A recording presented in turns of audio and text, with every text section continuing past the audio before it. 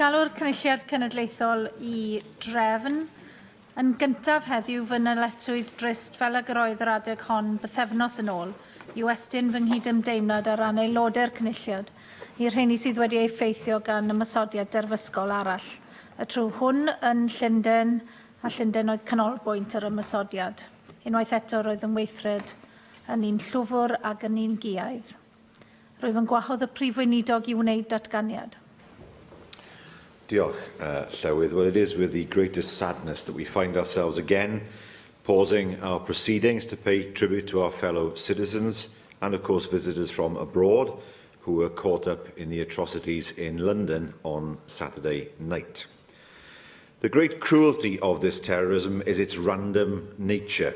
People of malign intent can strike anywhere, and they don't need sophisticated weapons to inflict their cruelty. The area around London Bridge and Borough Market will be familiar to many of us. Just as in Manchester the week before, the terrorists chose to strike mostly young people going about their weekend leisure activities. So the terrorists can never win. This is a free country, and people live how they choose to live, in peace and according to law. But no one has the right to tell anyone else how to live.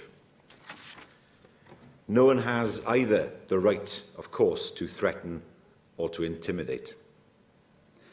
An attack on any of us is an attack on all of us. We stand together and will continue to live in freedom.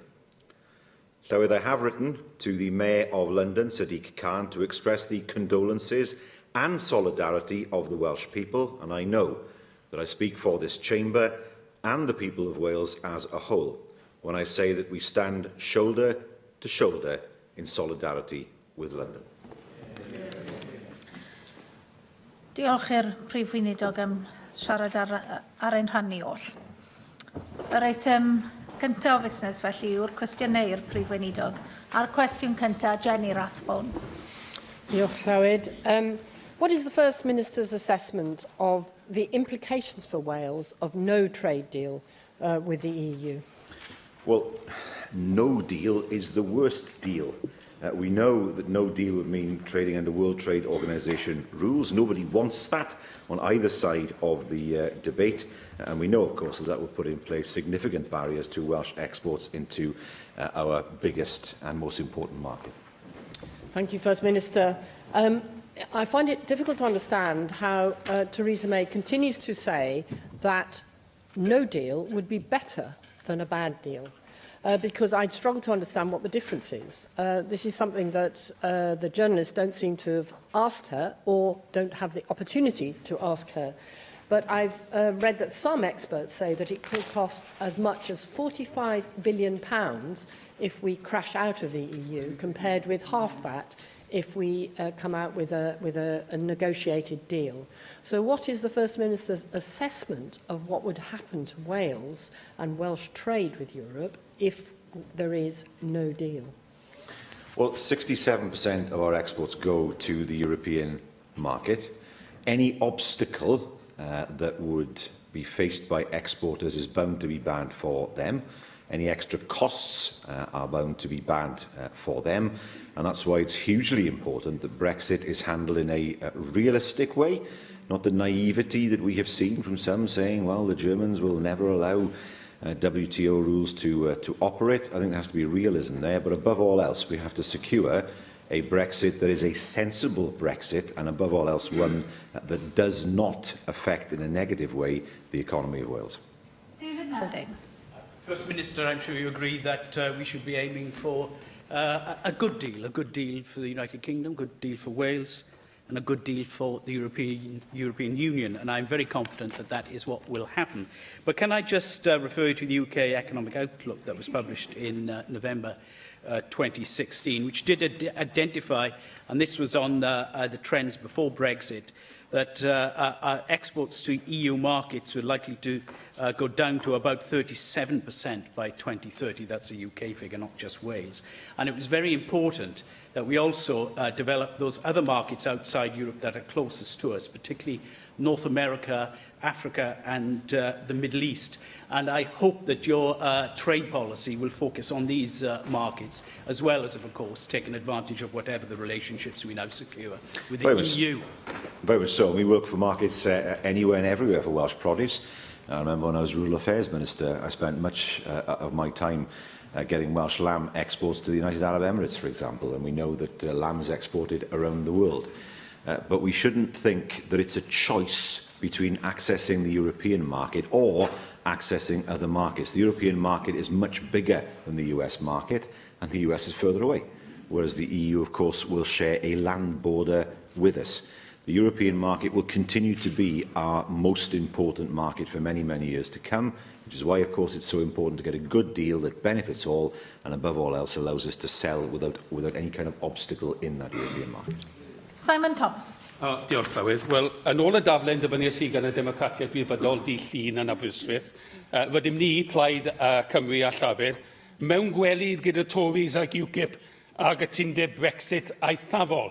Bydd y diddordeb dy fi wybod pa fath o trafodaeth y cabinet I chi wedi cael gyda Democratiaid Gwyfydol ynglŷn â gwefeddu y gytundeb Brexit aethafol yma, ond yn y gobaith bod chi ddim yn mynd I gwefeddu hwnna, gai ofyn I chi sut allwn ni cyrraedd y sefyllfa lle mae mynediad di-dafydd, rydd gyda ni o amaeth I gwaith gynhyrchu yng Nghymru, tuag at yn cyd-bartneriaid yn Ewrop, heb fod rhywsut yn dal rhyw aelodaeth o'r farchnad sengl.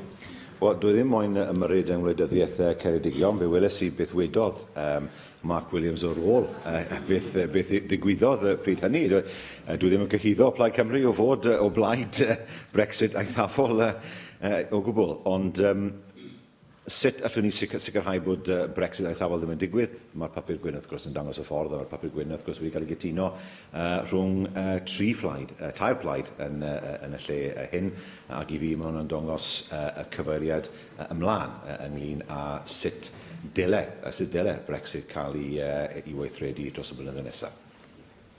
Cwestiwn 2, Adam Price. Does the Welsh Government now have all the information it needs to make a decision on whether to provide the financial support requested by the promoters of the Circuit of Wales?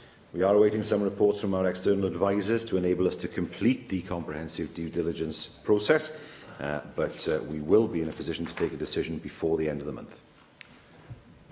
I think people will draw their own conclusion, First Minister, on why this decision has been pushed beyond the general election. But on the wider theme of openness, I've been told in written answers by the Cabinet Secretary for Economy, Infrastructure and Skills that the idea of an 80% government guarantee, which was at the heart of the proposal that you rejected last year, was first suggested by the company in mid-April 2016.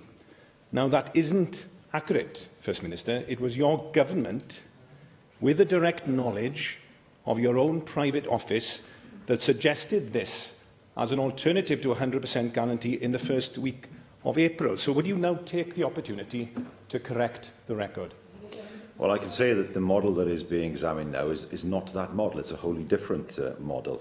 He makes the insinuation that somehow this has been pushed back for some insidious reason. I can tell him that, unlike him, we do conduct proper due diligence. People expect that, and people in Blaenau expect that. They want to be sure, and we want to see this project delivered, but it has to be delivered on a sustainable basis. They would expect us in Blaenau to look at this very carefully in order to make sure that the project stands up on its own for years to come. We've received the majority of the reports already. The remaining reports we expect to see in the course of this week. There is no strange thing going on there. That is because we awaited further information from the heads of the Valleys Development Corporation themselves. We don't expect any more information from them now. And I can say that officials are preparing a comprehensive project appraisal report. There will be a cabinet paper drafted and a decision will be taken before the end of the month. Lynn Eagle.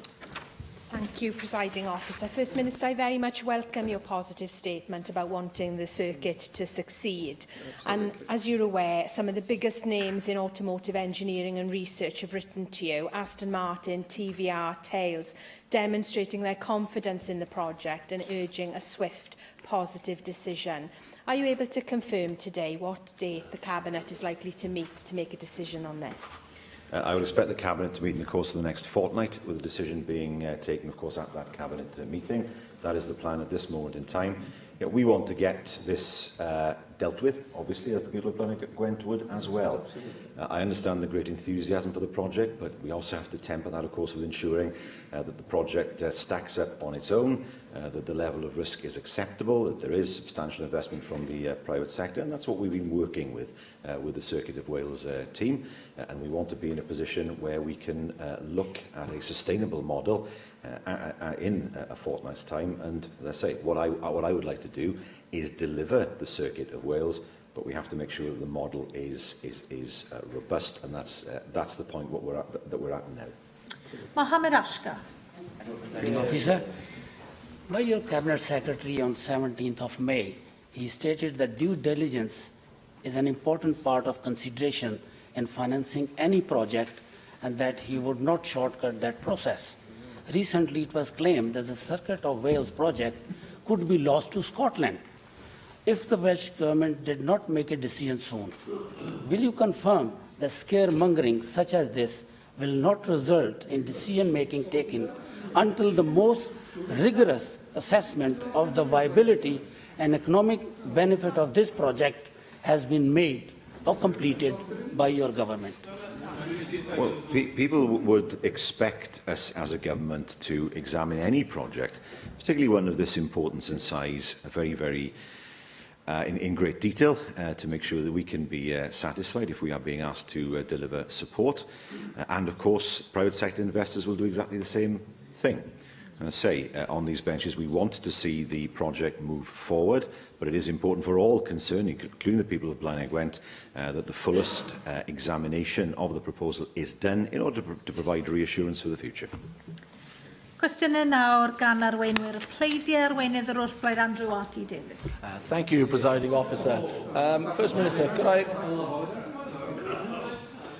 identify myself with the comments that you made about the tragedies in London earlier on in the week? Obviously, we do stand shoulder to shoulder with the citizens of London and Manchester, and ultimately, by getting about our normal way of life, we are defeating these terrorists, these thugs who are inflicting such terrible, terrible tragedies on some of our communities. And whilst we might live in Wales, we stand shoulder to shoulder with the communities in London and anywhere else where people feel under threat. I would like to ask you, with that in mind, that the general election now on Thursday, obviously people will be voting on commitments made by the parties. And you yesterday, in your role as First Minister, said that Labour, if they were to win on Thursday, would get rid of the Barnett formula. Yet today, we've had Scottish Labour firmly coming out and saying that there are no plans to get rid of the Barnett formula. Who's right, Kezia Dugdale or Carwyn Jones? Well, I've spoken to Kezia Dugdale. What we do know is the Tories would take money away from both Wales and Scotland, and that is something that is pretty clear in terms of the manifesto. The situation is quite simply this: that upon the election of a Labour government, that Barnett would remain in place in the short term. There would then be a long-term funding formula put in place according to the needs of the different nations and regions of the UK, ensuring, of course, that no part of the UK is unfairly disadvantaged. That means that Barnett would come to an end at that time. I wonder where the commitment from the Conservatives is to ensure fair funding for Wales.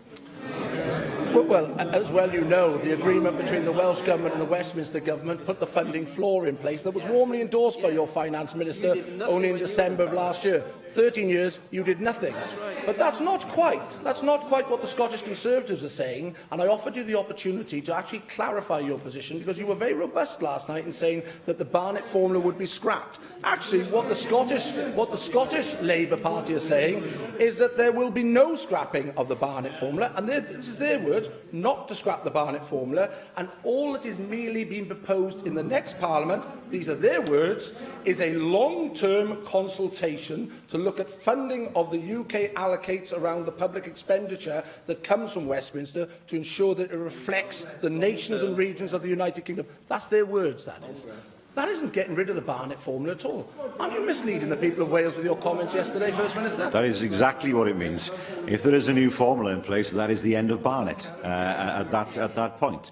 Of course, in the short term, Barnett would remain because there's nothing else in place at that time. But we want to make sure that Wales receives fair funding. Yes, we came to an agreement on funding. That's because the UK government resolutely refused to look at funding as far as Wales is concerned. It was a compromise position. We have never changed our position as a government that the Barnett formula has run towards the end of its life, and now is the time to start planning for a new formula that will reflect the proper needs of the different nations and regions of the UK as they are now, not as they were in 1979.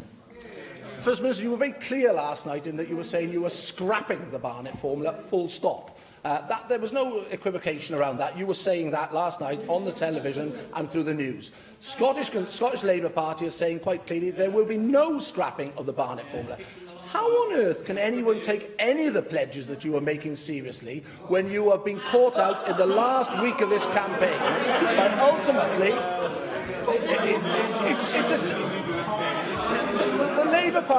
the Labour Party. Let Andrew R.T. Davies continue his question. But ultimately, the funding of public services is a vital consideration for the electorate on Thursday. We have put a funding floor in place with agreement of the Welsh Government that guarantees that funding in Wales will not go under £115 for every £100 that is spent in England. You yesterday said Labour Party policy was to get rid of the Barnett formula. Scottish Labour Party is saying that is not the case, and all that will come forward is a consultation. Isn't it a fact that all Labour policies are just built on sand, First Minister?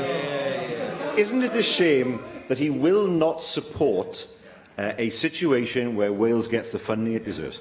Isn't it a shame? It tells you of the way that they think. And isn't it a shame that he was not there to make these points in subsequent debates on television? I'm sure that it was possible to see a live broadcast from Gran Canaria to make sure that his view was put forward as somebody who claims to be the leader of the Welsh Conservatives. And as he rightly said, the Secretary of State was unwilling to take part in the third debate because he pulled out because I was in it.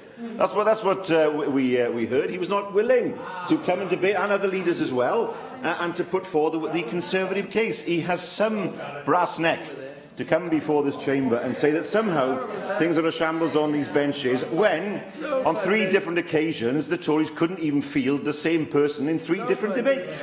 So lacking in confidence were they in their own case. And we've seen over the past few days shambles after shambles after shambles in the Conservative Party. I'd invite him to read the UK Labour manifesto where it's absolutely clear, where it says that there will be a new funding formula that reflects the needs of different nations and regions of the UK. A commitment we have made, a commitment his party has run from.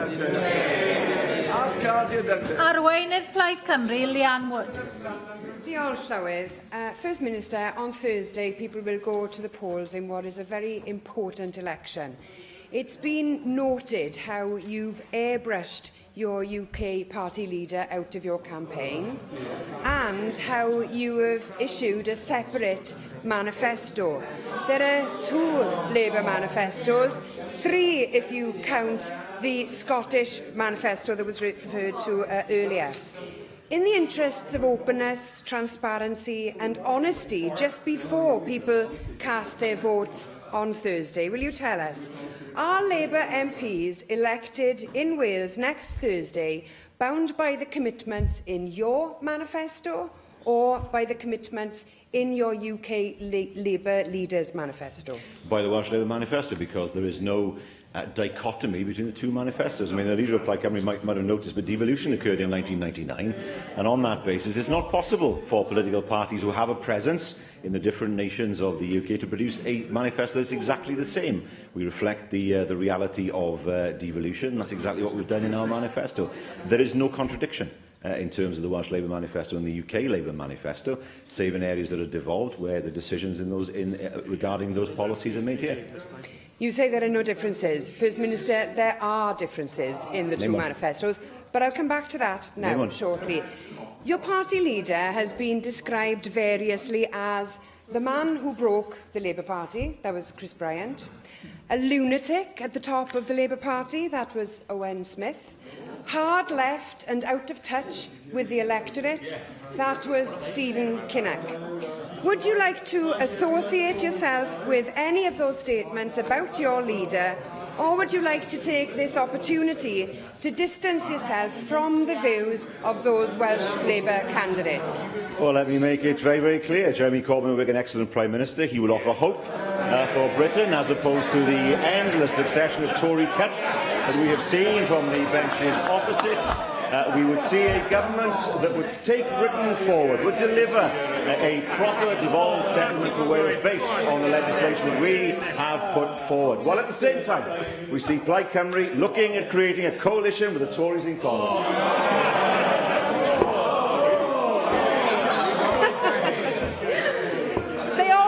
Trot that one out, don't they, when they've got nothing left?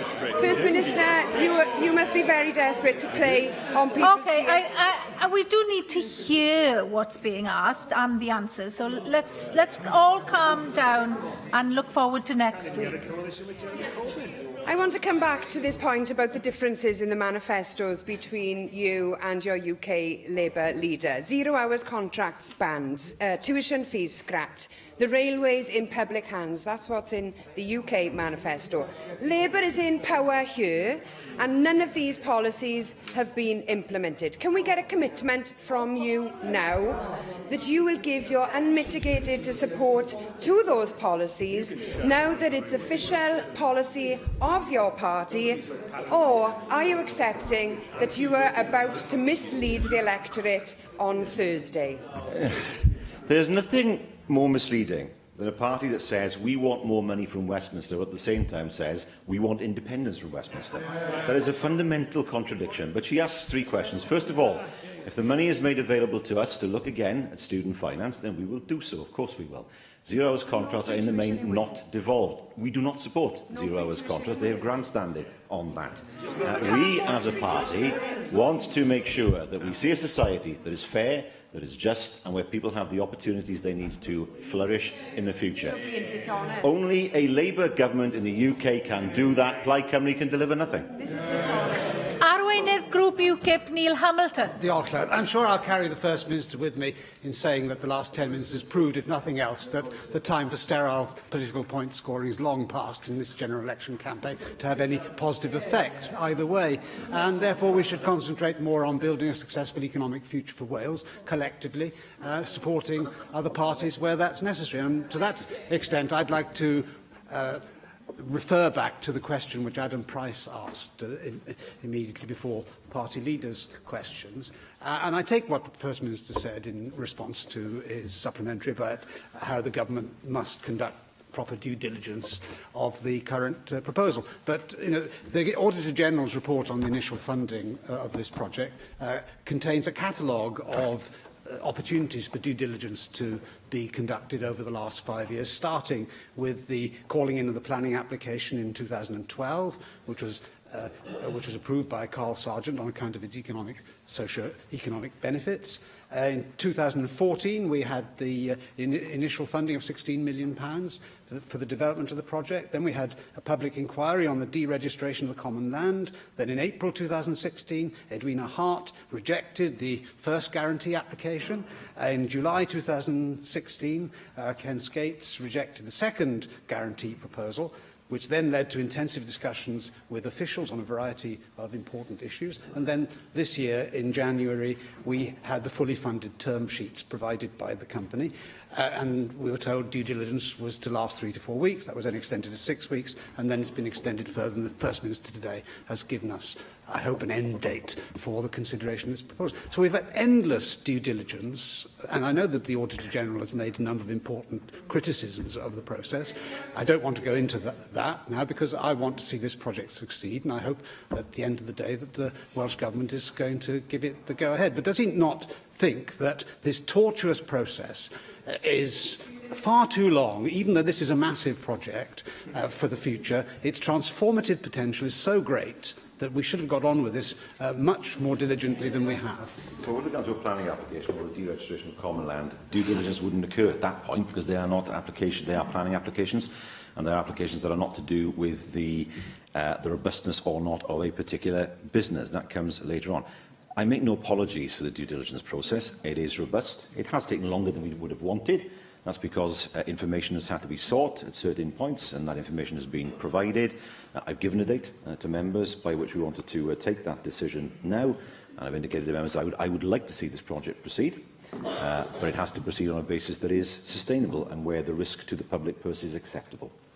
Thank the First Minister for that reply. I see also on the BBC website today that the government has been in talks with a view to getting the Golf Open Championships to come to Wales, and the Tour de France as well. And also there's a possibility, if the Brussels Stadium is not ready in time, that the Euro 2020 could be held in Wales. And I would support the government's interest in that. Ken Skates has quite rightly said that Wales has great potential to host major new events that haven't yet been to Wales. The Circuit of Wales has already got the contract for the Motor Grand Prix, and that's yet another opportunity for us in Wales to show what we can do as a host for major world sports projects. And therefore, this fits into the government's overall objective for making Wales a major international sports venue, and that's another reason for us to see the success of this project.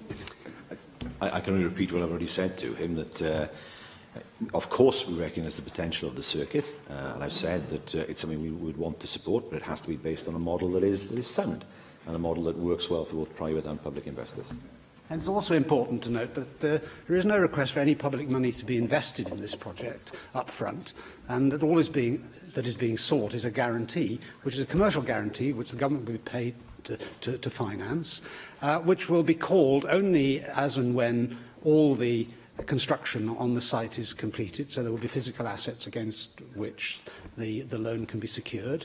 And on an annual basis, the maximum risk to the Welsh Government is said to be £8.5 to £9 million a year, many, many years in the future for a limited period of time. So the risk is secured on 100% of the assets, but the guarantee is going to apply to less than half of the value of those assets. So on the face of it, this does look a very good deal. And whilst I appreciate we have to go through the due diligence process, it is, I think, of vital importance to the economic prosperity, not just of South East Wales, but the whole of South Wales, that this project does get the go-ahead.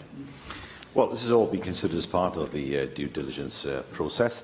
There's no difference to my mind in being asked to provide money up front and being asked to provide a guarantee. The commitment is the same. Indeed, with a guarantee, there is a need for more robustness in terms of making sure that that guarantee is unlikely to be called on. I mean, I think of every guaranteed, but if I can use that, but it's important that as much is done to minimise any risk to the public purse. That's what we're looking at as part of this process. And as I said before, it's a project that has potential. I think this has helped the circuit themselves. A robust testing process of their model is good for them. They are able then to think carefully about what they think will be sustainable in the longer term. And on that basis, we look forward now, when all the information is in, we trust this week to be able to take a decision over the course of the next 2 or 3 weeks. Cwestiwn 3, Rhyn ap Iorwerth.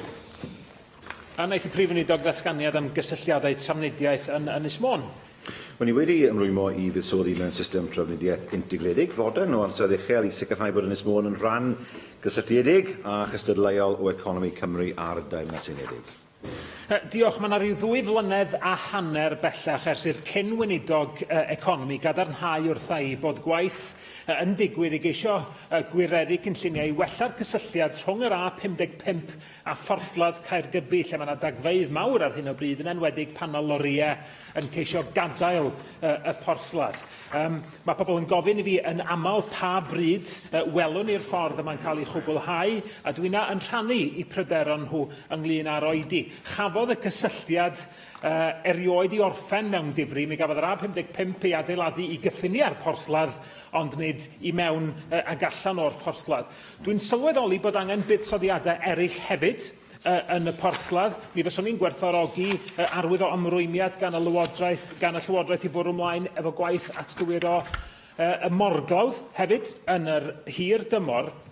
Ond a gawn ni ymrwymiad byr dymor rwan bod y cysylltiad hanfodol yma yn mynd i weld gola dydd yn fuan yn unol y dymuniadau pobl sy'n byw yn y rhan yna o Gaergybi sy'n yn pryderu bod yna berygl yn y sefyllfa bresennol yn ogystal â'i fod yn niwsans. Mae trafodaethau wedi cymryd lle gyda network rail ynglyn â hwn. Mae'r gweinidog wedi bod yn wneud hynny. Mae hwn yn rhan o beth sy'n cael ei ystyried ynglyn â datblygiad y porthladd ei hunan. Ac wrth gwrs ynglyn â'r Ynys Môn, sef ni yn edrych nawr ar y trydydd croesfan dros y fennau ei hunan. Mae'r cyfnod nesaf o'r gwaith datblygu wedi dechrau a bydd na lwybr yn cael ei ddatgan ym Mai 2018, felly mae hwnna yn symud mlaen yn y ffordd byddwn ni'n erbyn. Mark Isherwood. You referred to the third Menai crossing, and clearly congestion on the existing Menai and Britannia bridges has been a problem for many years. It's a decade since the Welsh Government commissioned report identified 8 options, including a new bridge, but that didn't go forward to delivery. You said last May that you'd promised to make the third crossing your priority for North Wales if you form a government, and of course your government announced before Christmas last year that it had appointed consultants to look at routes for a proposed new crossing to Anglesey, which could begin by 2021 if it gets the go-ahead. Can you provide an assurance that we're not going to have a rerun of 2007, when we had similar assurances after a commissioned report was produced for the Welsh Government, and that you envisage this going ahead on the basis of the situation remaining as it currently does? We have appointed ACOM to support our next phase of the development work. That will result in the announcement of a preferred route in May 2018. Our aim is to see the third Menai crossing open in 2022. Cwestiwn 4, Susie Davies. Will the First Minister provide an update on discussions that the Welsh Government has had regarding the Ford plant? Those discussions are ongoing. I met with the CEO of Ford Europe before Christmas. We are aware of the plans for the facility and we're working closely with all stakeholders to guarantee the future of the site and its workforce. Well, thank you for that answer, First Minister. In March, your Cabinet Secretary told us that Ford management had told him that employment numbers would remain broadly the same until 2021. And he also said that he thought that Ford management could communicate better with its employees and its members regarding the long-term objectives for the plant. Since then, can you tell us whether Ford has kept you informed whether there have actually been any falls in order numbers, and if there have been any falls, how the guaranteed number of workers has been deployed at the plant, bearing in mind, of course, they'll have individual expertise, and, of course, whether they've been getting regular updates on that long-term objective and achievement against that? Yes, they have. There are a number of possibilities that are being explored at the Ford plant. We shouldn't forget that in September of last year, Ford did announce that it would invest £100 million in the site from late 2018. I think it's fair to say that the biggest challenge that the plant faces is Brexit. Every single engine that leaves that plant is exported into the European market, and so the terms that surround the exporting of those engines will be important as far as the plant is concerned. But we are working very closely with the company. I've met in my capacity as an Assembly member several times with them and with the with Works Council, and as First Minister, of course, have taken an interest in ensuring that the plant continues to operate in the future and continues to employ similar numbers in the future. Dai Lloyd. Diolch yn fawr, Dirprwy Llywydd. Yn bellach i'r ateb yna, Prif Weinidog, mis dwytha, fe wnaeth pennaeth Ewropeaidd Ford rybuddio bod dyfodol y cwmni ym Mhrydain yn dibynnu ar allu'r Llywodraeth yn Llundain i sicrhau trefniant trosiannol gyda'r Undeb Ewropeaidd os yw'r Deyrnas Unedig yn gadael y bloc economaidd yna cyn i gytundeb masnach newydd gael ei lofnodi. Ydych chi wedi cwrdd â Ford a Llywodraeth Llundain i drafod y mater ymhellach ers hynny?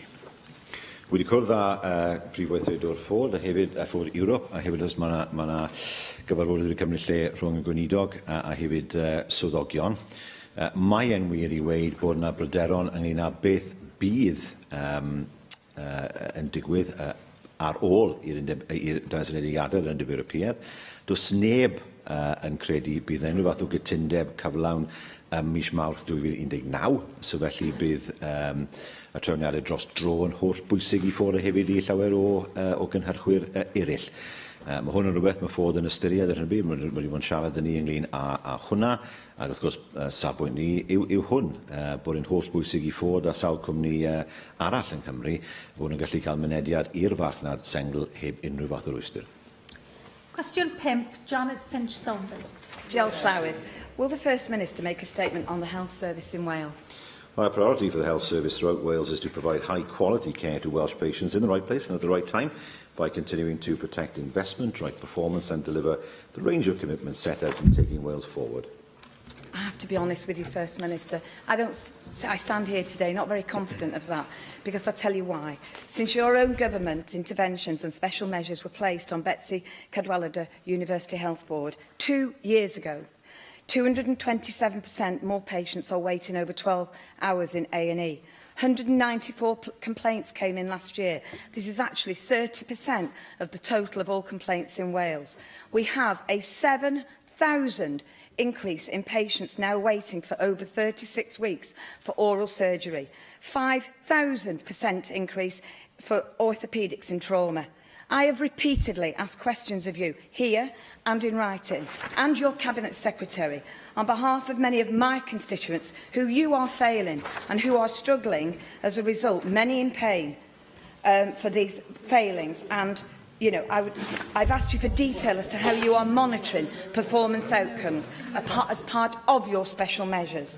Will you tell me at what point you believe that your government interventions, at a cost already of over £10 million, have actually resulted in any material improvements? And at what stage do you intend to actually pull the process of special measures, believing that your interventions have worked, that they've been successful, that we have the relevant and necessary... This is going way beyond a question now. Can you bring it to an... You've allowed longer questions. Show some respect. Ask your complete your question. Right, my question is, at what point do you believe that you will withdraw special measures, believing that your interventions have helped in any way? Because I can tell you now, my constituents... Question is over. Please reply, First Minister. The Health Board is not yet ready to be moved out of special measures. I can say, for example, that the Health Board has virtually eliminated diagnostic wait of over 8 weeks, with March 2017 being 94% lower than March 2016. This is the lowest the Health Board has been since the standard was introduced in April 2010. Cancer performance in the Health Board is consistently amongst the best in Wales. March performance figures are 92.5% for the 62-day target, the best performance since January 2016, and 98.6% for the 31-day target. I can say that BCU has significantly improved the percentage of CAMS referrals seen within 28 days, from 18% in April 2016 to 89% in March 2017.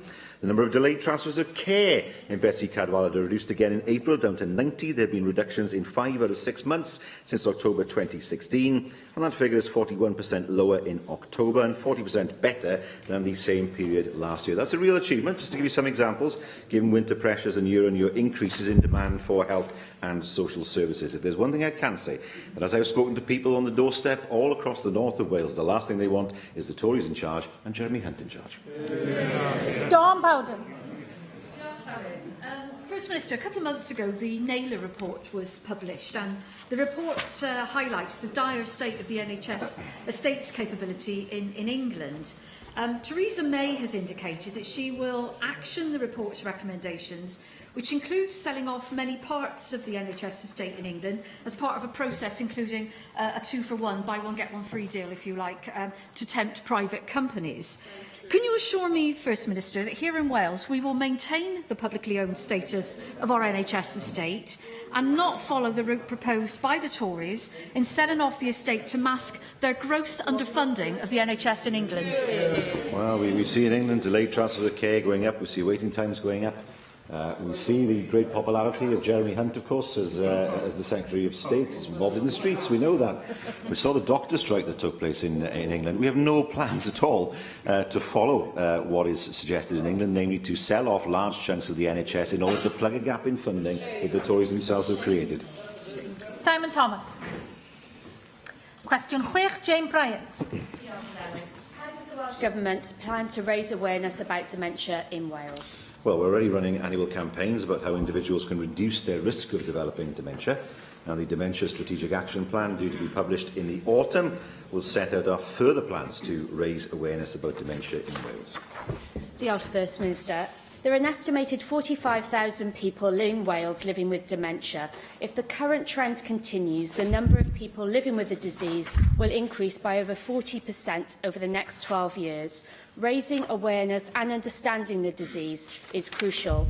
I was proud to present South Wales Fire and Rescue Newport stations with their Dementia Friends logo, and particularly pleased that St Joseph's High School in my constituency has become the first dementia-friendly secondary school in Wales. Will you join with me in congratulating both St Joseph's School and South Wales Fire and Rescue, and look at how the Welsh Government can work closely with others to promote this free training, particularly amongst our young people?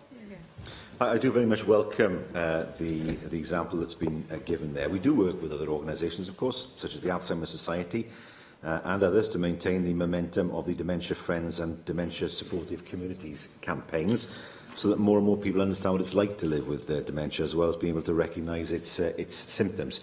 And that means, of course, making sure that we do look at how we can make more buildings and environments dementia-friendly to enable people to live as normal a life as they can for as long as they can. Paul Davis. Prif weinidog, mae astudiaeth blwyddyn o hyd gan ymddiriedolaeth addysgol Sul Hein a'r rhwydwaith cymunedol fferm wedi nodi nifer o bryderon ynglŷn â effaith dementia yng nghefn gwlad, a mae rhaid mynd i'r afel yn cynnwys diffyg ymwybyddiaeth o'r cymorth sydd ar gael mewn ardaloedd gwledig yn ogystal â'r anhawster o gael gafel ar wasanaethau cymorth.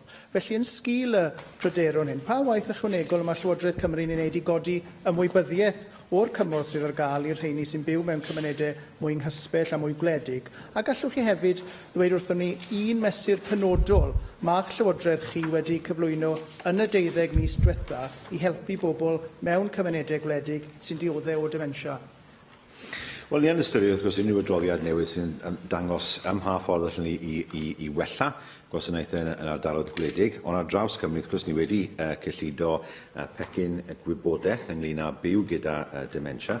Hwnnw wedi cael ei groesawu gan bobl proffesiynol sydd yn gweithio yn y maes, bobl gyda dementia, i teuluoedd nhw a hefyd rhywun sydd yn gofalu amdano. Ac wrth gwrs, mae yna linell cymorth pob dydd trwy'r flwyddyn ar gael 24/7 sydd yn gallu rhoi cymorth emosiynol i bobl sydd wedi cael diagnosis o dementia, hefyd rhywun sydd yn gofalu amdano. Mae hwnna'n ddoi enghraifft o'r ffyrdd ni wedi sicrhau bod yna fwy o gymorth ar gael. Nid dim ond rhywun sydd yn dioddau o dementia, ond rhywun sydd yn gofalu amdano hefyd. Cwestiwn 7, Hannah Blyven. Welsh Government doing to increase the number of affordable homes in North East Wales? Well, we support a range of housing tenures in the North East of Wales and indeed across Wales, and we'll continue to invest in social housing and affordable home ownership. In addition, we are bringing forward new programmes aiming to make buying a home more accessible. Thank you. Thank you, First Minister. I welcome this Government's commitment to creating new, decent and affordable homes. And we're actually seeing this commitment put into action in Flintshire, we've seen the partnership of a Labour Council and a Welsh Labour Government working together to see the first new council house in a generation, 82 new council houses, where I had the pleasure of actually going to visit the first few that are now open with my colleague David Hanson and with the Cabinet Secretary for Local Government. And these are really amazing, brilliant new homes for people in the heart of Flint, in the heart of the community. First Minister, will you today give a further concrete commitment, if you'd excuse us upon, to build on this and ensure much greater numbers of affordable, decent homes under this government? Well, I very much welcome the building of new homes, particularly by an innovative council such as Flintshire. I've seen the homes, indeed I've seen them twice in the past fortnight for reasons that she'd be familiar with. But it's an innovative approach that's being taken in Flintshire. We want to see more of that approach across the whole of Wales, and Flintshire are ahead in their approach to council house building. I want others to follow the example of a good Labour-led authority. David Rees. What recent discussions has the First Minister had with the UK Government regarding the future of the steel industry in Wales? The UK Government has lost interest in the steel industry in Wales, is my analysis at the moment, sadly. We will continue to press the UK Government to play its full part in supporting a long-term future for the steel industry in Wales, as the Welsh Government has done. Well, thank you for that answer, First Minister, and I think it's telling, folding in the answer you've given. But last week I met with senior managers at the Talbot Works, and we were actually discussing the progress that's being made within the sector and particularly in the plant. I think we all came to the conclusion that, unfortunately, there are still serious challenges ahead of the sector here in the UK, particularly in light of Brexit and the possible WTO tariffs that may be imposed if we have a leave without any deal. The high overcharges of energy costs are still facing us. And, of course, the global market, which may be shrinking because the US 232 sanctions that may be going on ahead on imported steel in the US. Now, steelworkers at that plant are actually breaking records in production. They are delivering on the ground and they're showing there's a future for steel. Unfortunately, the UK government so far has failed these workers. They failed our steel industry. They haven't shown scant regard in the industrial strategy, and there is no mention of steel in the manifesto for this election. Now, do you agree with me that, just like the Welsh Government here has shown, our steel industry is safer in the hands of a UK Labour government on June the 8th? Absolutely. We have worked hard to ensure, with Tata, and in fairness, Tata have listened, to ensure a sustainable future for our steel industry in Wales. There is a threat of Brexit. I mean, a hard Brexit would mean, in effect, that the only free market that UK Steel was able to access would be the UK itself. The UK is too small to provide a robust market. I hope that isn't the case. We all want to see a situation where the UK can export freely to as many markets as possible. But I pay tribute to the workers in Tata. They have shown that then when going gets tough, then the tough get going. They are amongst the most productive workers that we have in Britain. They have a long and proud history, and they know that when it comes to the support that they can expect, then Welsh Labour will deliver that support. Question now, Darren Miller. Will the First Minister make a statement on what the Welsh Government is doing to improve primary care services in North Wales? Well, we continue to work with the Health Board and other partners to undertake a range of actions to modernise and improve primary care services that are safe and sustainable and as close to people's homes as possible.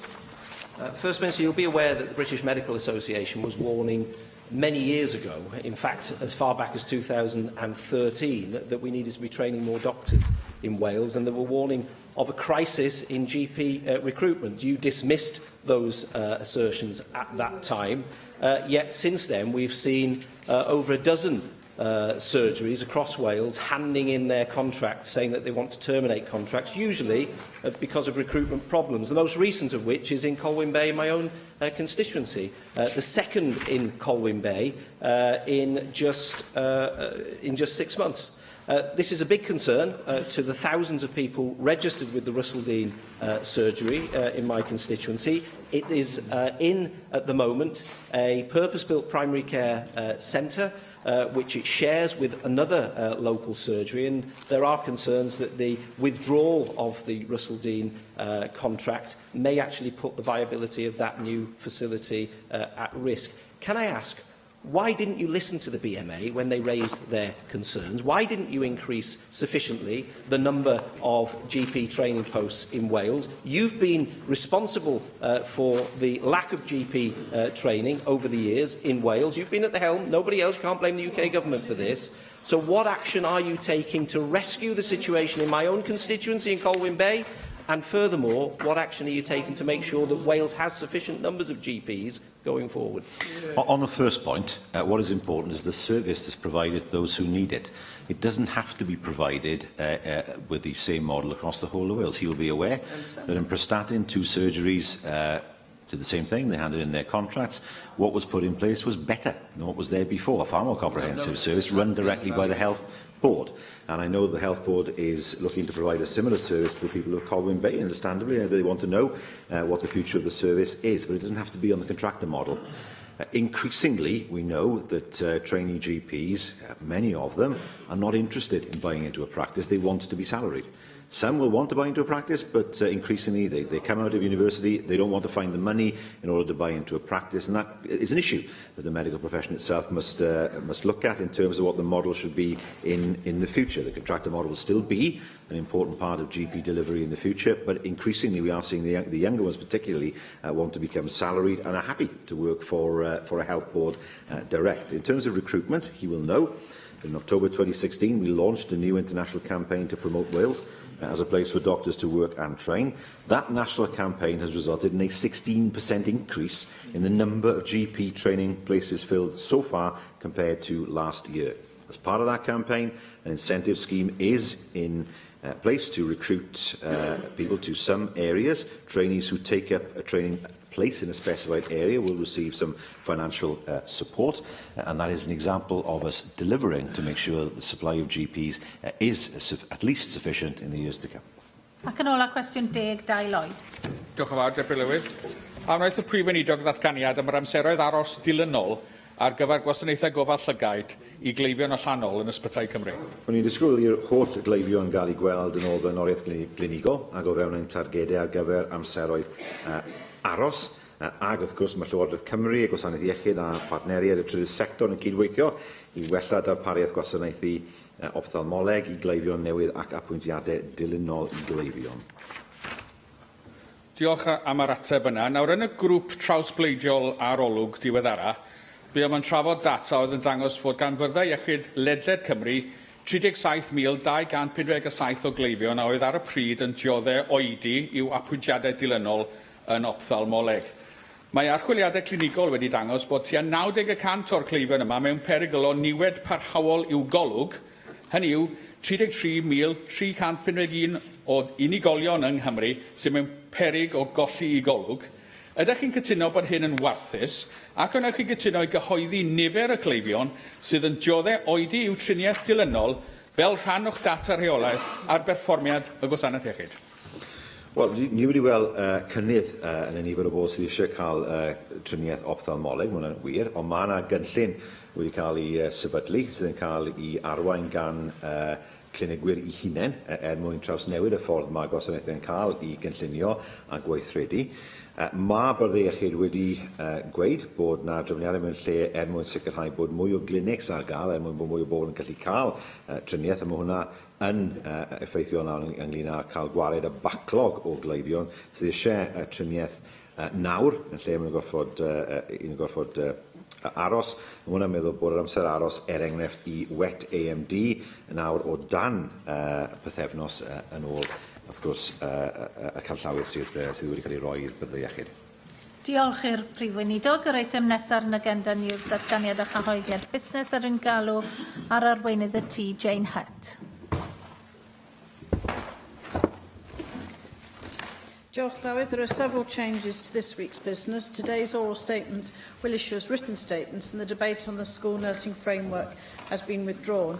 As no questions have been tabled for answer by the Assembly Commission, Business Committee has agreed to amend tomorrow's timings accordingly, and business for the next 3 weeks is shown on the business statement and announcement found among the meeting papers available to members electronically. Miller. Llywydd, can I ask you whether we can have a statement on the A55 trunk road? The Minister will be aware that there was an incident over the weekend which caused 13-mile tailbacks on the A55. This is in the height of the sort of tourism season in that part of North Wales. That tailback continued for 5 hours. It was so long a duration that people were literally doing line dancing on the A55 dual carriageway. They were playing cricket on the A55 dual carriageway. Now, I know that from time to time there will be incidents on this very busy trunk road which does not have sufficient hard shoulders for the whole of its length. But there was significant cost incurred by the taxpayer a few years ago in order to install gates within the central barrier of the A55. We need an explanation, I think, for the people of North Wales and for the tourism businesses that were affected by this horrendous tailback as to why those central barriers were not opened on this occasion and why that delay continued for such a long time. These things are unacceptable, and we have to start using and reaping the rewards of the investment that has been made in that part of the trunk road network. Can we have a statement on this so that we don't have to endure these sorts of embarrassing problems and cock-ups again in the future? Well, Darren Miller, I think you're aware of tragic circumstances which led to this very unfortunate hold-up. I think it's important to say that from Easter we've seen a culmination of 4 years of imperative improvement work, especially to the tunnels of the A55, recent road service improvements, flood alleviation work and urgent maintenance work. but the Cabinet Secretary does recognise the importance of looking at the resilience of the A55. He's commissioning a resilience study to determine how best to achieve this in terms of making sure that journeys along the A55 are as reliable as possible, delivering for local people, businesses and visitors alike. And of course this resilience study will be based on the most recent data figures from the Welsh Government and others, and it would look at all aspects of the road, identifying where and how best to improve travel experience, how to minimise frequency and impact of incidents and breakdowns, and it will complement existing plans for improvements while continuing to ensure that the disruption of roadworks are kept to an absolute minimum. Mike Hedges. Thank you, Presiding Officer. We have a very large number of small and medium-sized companies in Wales, but we have a distinct shortage of indigenous large companies. I would like to ask for a government statement of proposals to support the growth of medium-sized businesses, which we seem to have quite a lot of, into large businesses, especially in industries such as construction, and also what the government can do in letting contracts, to let them in such a way that they will benefit current medium-sized companies which are indigenous to Wales, as opposed to very large companies which tend, certainly in construction, to be based over the border. Well, Mike Hedges, of course, is very aware of the fact that SMEs, the small to medium-sized enterprises, are the backbone of the Welsh economy. It's the next stage, as you say, growing into medium-sized businesses and beyond. We remain committed to do all we can to support them grow and flourish. Our construction sector is dominated by SMEs, and that's why the Construction Industry Training Board in Wales is such an important partner. Our Construction Futures Wales programme, that's specifically tailored to assist them grow and develop, and also looking at the opportunities and importance of house building, helping to diversify the market, promote innovation, increasing housing supply, and assisting those Welsh SME builders to develop and grow into the larger enterprises of the future. And of course one can draw attention to programmes such as Help to Buy, and also ensure that house building as one aspect of this is seen as an extremely important part of the Welsh economy. Russell George. Leader of the House, a couple of weeks ago here in plenary, the Cabinet Secretary for the Economy and Infrastructure agreed to publish the Welsh Government's response to the UK Government's industrial strategy. Please could you confirm when it will be published? Well, the Cabinet Secretary did respond positively, Russell George, to that request. He indicated he would share a copy of the response, the Welsh Government response to the UK industrial strategy. That response now is ready and will be shared with all AMs, will be sent to all AMs. That, of course, is a letter to Greg Clark, Secretary of State for Business, Energy and Industrial Strategy. And you will, of course, receive a copy of that as soon as it's issued, which is imminent. Vicky Howells. Hugh Irancadelis. Diolch, Llywydd. Could we, in light of President Trump's recent cowardly retreat from one of the biggest challenges facing this generation and future generations on climate change, find time for another statement from our Cabinet Secretary on climate change? Last year, when the Cabinet Secretary returned from the talks and the convention in Marrakesh, she made clear the role of nations and regions and cities in tackling climate change, and no matter the size of that nation, the importance of that nation for its people, but also people overseas and people of future generations, in tackling the massive risks that we face, but also gaining the opportunities that come from tackling climate change as well. So in light of President Trump's statement, I think an opportune moment to actually have a refreshed statement, and that would be welcome. It would also perhaps give a chance to see where people in this chamber stand on this issue, not least in light of the leader of UKIP in this chamber actually writing to President Trump, welcoming his announcement and welcoming him to Wales, where he'll have a warm invitation in Wales, be able to fit in a visit to your fellow Celts. He'll find this retreat from climate change would be very welcome indeed. I think we need to disabuse him of that notion. I think there'll be many who would share that view Hugh Iranca-Davis. In Wales, we not only endorse the Paris Agreement, but we already have legislation in place to deliver on this important long-term goal. And can I take this opportunity just to reflect on that? The benefits to be realised through a transition to a low-carbon economy, recognised globally, and why we saw the support for the Paris Agreement, not only setting the context for tackling the causes and consequences of climate change, but also setting the context for the decarbonisation of the global economy.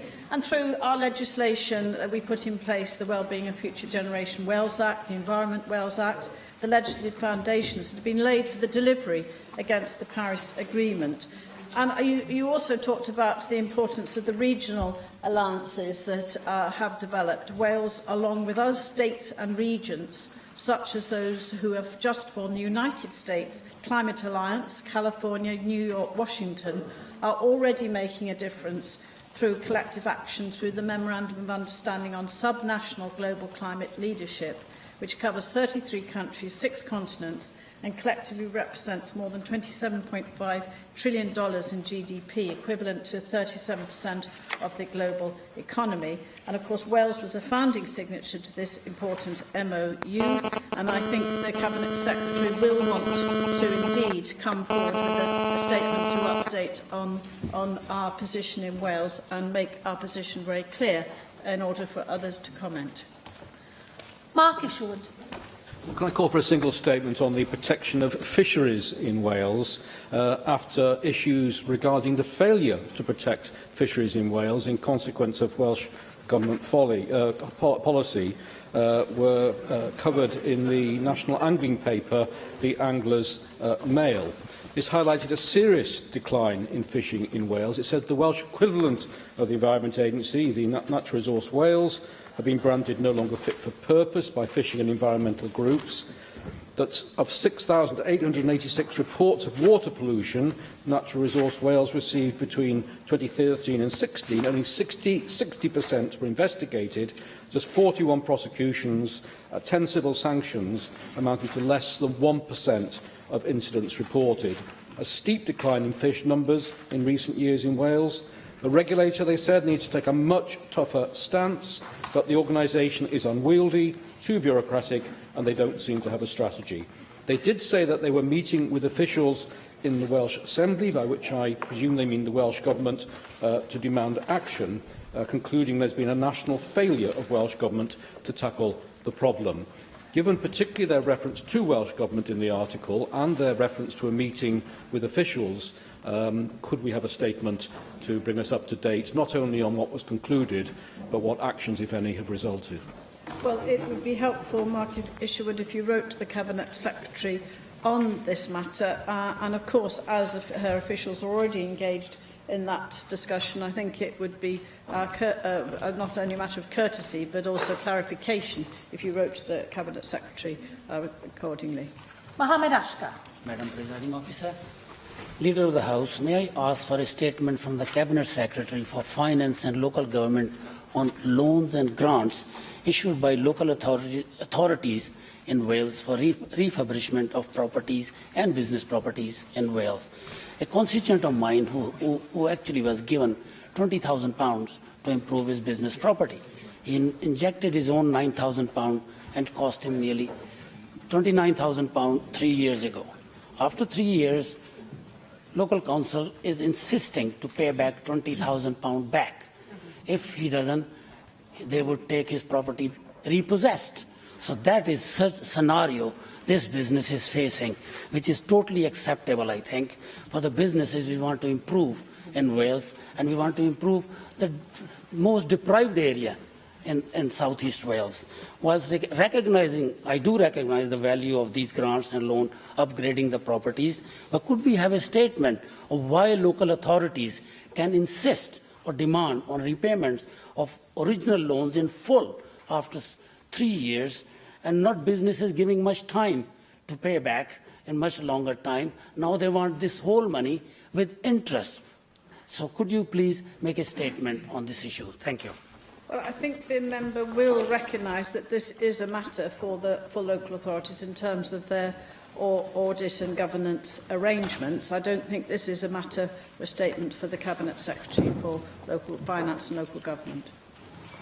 Andrew Davies. Thank you, Presiding Officer. Leader of the House, is it possible to have a statement from the Cabinet Secretary for Regeneration in relation to the Vibrant and Viable Places funding that the Welsh Government bring forward, obviously, for regeneration across Wales? As I understand it, I think there's a second tranche of that funding being made available, and I'd be very interested if the Cabinet Secretary would agree to specifically identify whether places that missed out on the first tranche of funding were now able to bid for an element of that second tranche.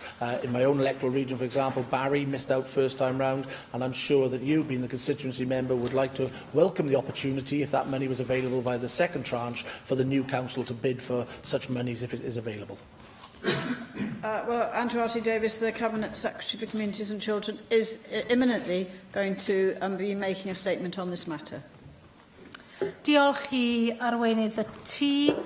Yr eitem nesaf felly ar yn agenda ni yw'r ddadl ar egwyddorion cyffredinol y mesur anghenion dysgu ychwanegol ar Tribiwnlys Addysg Cymru. A dwi'n galw ar gweinidog y Gymraeg a dysgu gydol oes I wneud y cynnig. Alun Davies. Thank you very much, Presiding Officer.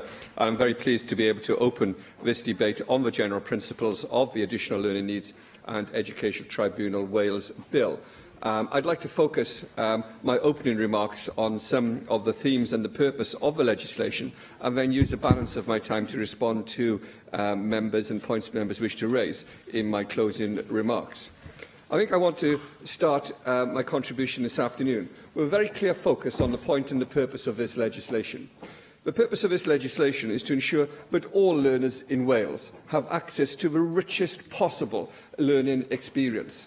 It is not right and it is not acceptable that people who have an additional learning needs are not provided with the help and support and the structures and the environment and the ability to progress their learning and to reach and fulfil the whole of their potential. This legislation is designed and is developed in order to do that.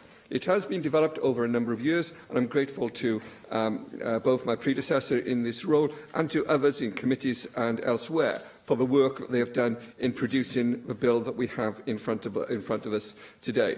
I'm also very grateful for the contributions from opposition parties. I've said in previous remarks on this legislation that I hope to create and to enable a consensus to develop around and throughout this legislation, and I'm grateful to members from all sides of the Chamber for the way in which they've conducted the debate and the scrutiny of the legislation to date. I'm also very grateful to members for the very broad welcome that the bill has and the legislation has received across the political spectrum. I'd like to start my contribution, though, by thanking the chairs and members of the three committees that have been involved in the scrutiny of this bill for their work over the last 6 months. I would in particular like to thank the Children, Young People and Education Committee for the comprehensive and inclusive approach it has taken towards this bill, and I would also like to place on record my thanks to the many stakeholders and partners who have been involved in this work and who are continuing to work with us to transform the education for children and young people with additional learning needs. And in order to emphasise, and I would like to emphasise again in this debate, that what is important about this process is the transformational programme that this bill is a part of. Quite often when we bring legislation to this place, it is a discrete piece of legislation which deals with a particular issue. This bill is a part of a wider transformational programme, and I think throughout our conversations and throughout our debates and throughout our discussions, I'd like to emphasise it is a wider transformational programme. The investment in the system, the investment in people, the investment in what we're seeking to achieve, that will create the means by which the bill and the legislation and the structures that it will create will be able to succeed. I hope that members will agree that this is a vital piece of reform and has the potential to support tens of thousands of children and young people when it is in place. The bill will replace the current special education needs system, putting in place a completely new system of support for children and young people with additional learning needs up to the age of 25. Children and young people will have the right to an individual development plan which identifies the support they will need to help them to learn. The new additional learning needs system will be based around person-centred practice and early dispute resolution. Children, their parents and young people will all have the right to appeal to the Education Tribunal. The bill creates a new role of additional learning needs coordinators in schools and the new post of designated lead officer in health boards to improve the provision of support and coordination between health, education and local authorities. I hope that we will be able to look towards some of the issues that have arisen during stage 1 scrutiny. A number of themes have emerged. I will say make a few comments on each one of those, but I will also say at the outset of this debate that it is my intention to seek to accept the vast majority of recommendations from all 3 committees which have reported on this bill. An area of considerable focus has been healthcare needs. Children and young people who have a medical condition which contributes to an additional learning need are entitled to additional learning provision under the new system. There has been some debate about extending the definition of additional learning needs to include all medical conditions, including, for example, asthma or a peanut allergy, or whether or not they affect a child's ability to learn. We have already issued statutory guidance to schools for children with long-term and short-term healthcare needs. This has been welcomed by many stakeholders, and I look forward to seeing responses from that statutory guidance as it beds in and as it is being delivered by practitioners. I am content in principle to consider the merits of an amendment to the definition of additional learning needs to demonstrate its scope in relation to medical to a conversation whereby I hope we will be able to reach agreement on the wording of such an amendment. There has also been some conversation on the role and potential provision of the United Nations Convention of the Rights of the Child. I have to say to members that I am not convinced by the arguments put forward during stage 1 scrutiny on this matter. The bill is based upon children's rights. It's based on and that children and young people not only have a voice, but at the very centre of the process to assess and meet their needs. Members will be aware that all UN conventions are written to apply to states and not to individuals or practitioners. It is not the purpose of any UN convention to be applied in a way that has been suggested, and it is not the intention of this government to do so. However, it is and has been for some time the intention of this government to ensure that UN conventions do inform the way that the government operates. And I hope that members on all sides of the chamber will agree that the principles of the convention are well delivered through the statutory duties contained in this bill. I welcome the recognition by the Children, Young People and Education Committee and by stakeholders about the strengthened role for the National Health Service in this bill. Stage 1 scrutiny has highlighted 2 areas of debate. First of all, the Tribunal's role in relation to health issues. In Wales, we have an existing NHS complaints and redress process. We must also respect the fundamental principle of clinical judgment, which underpins all NHS decisions.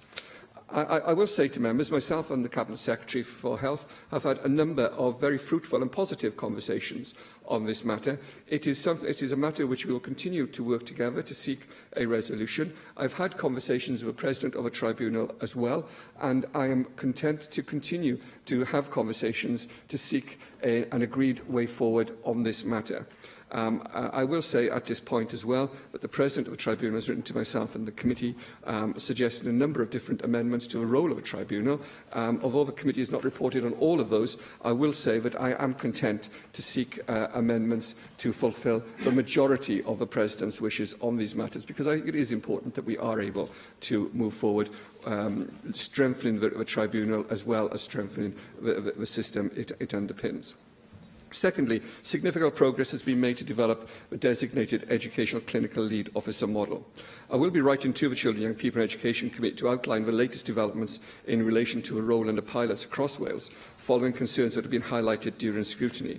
In response to calls for the early years elements of the system to be strengthened, I will be bringing forward an amendment at stage 2 to require local authorities to designate an early years lead officer.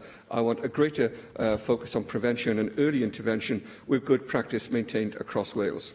On the other end of the age range, I am not yet persuaded about the need to extend a bill to include all workplace learning, but I recognise that there is a strong argument being made there, and it is a matter that I will consider to continue to consider.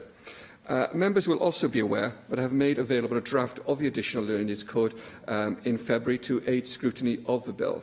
I'm grateful for the committee's views on how it can be developed further, and I'm grateful to members across the whole chamber for the welcome they've given to a publication of this code.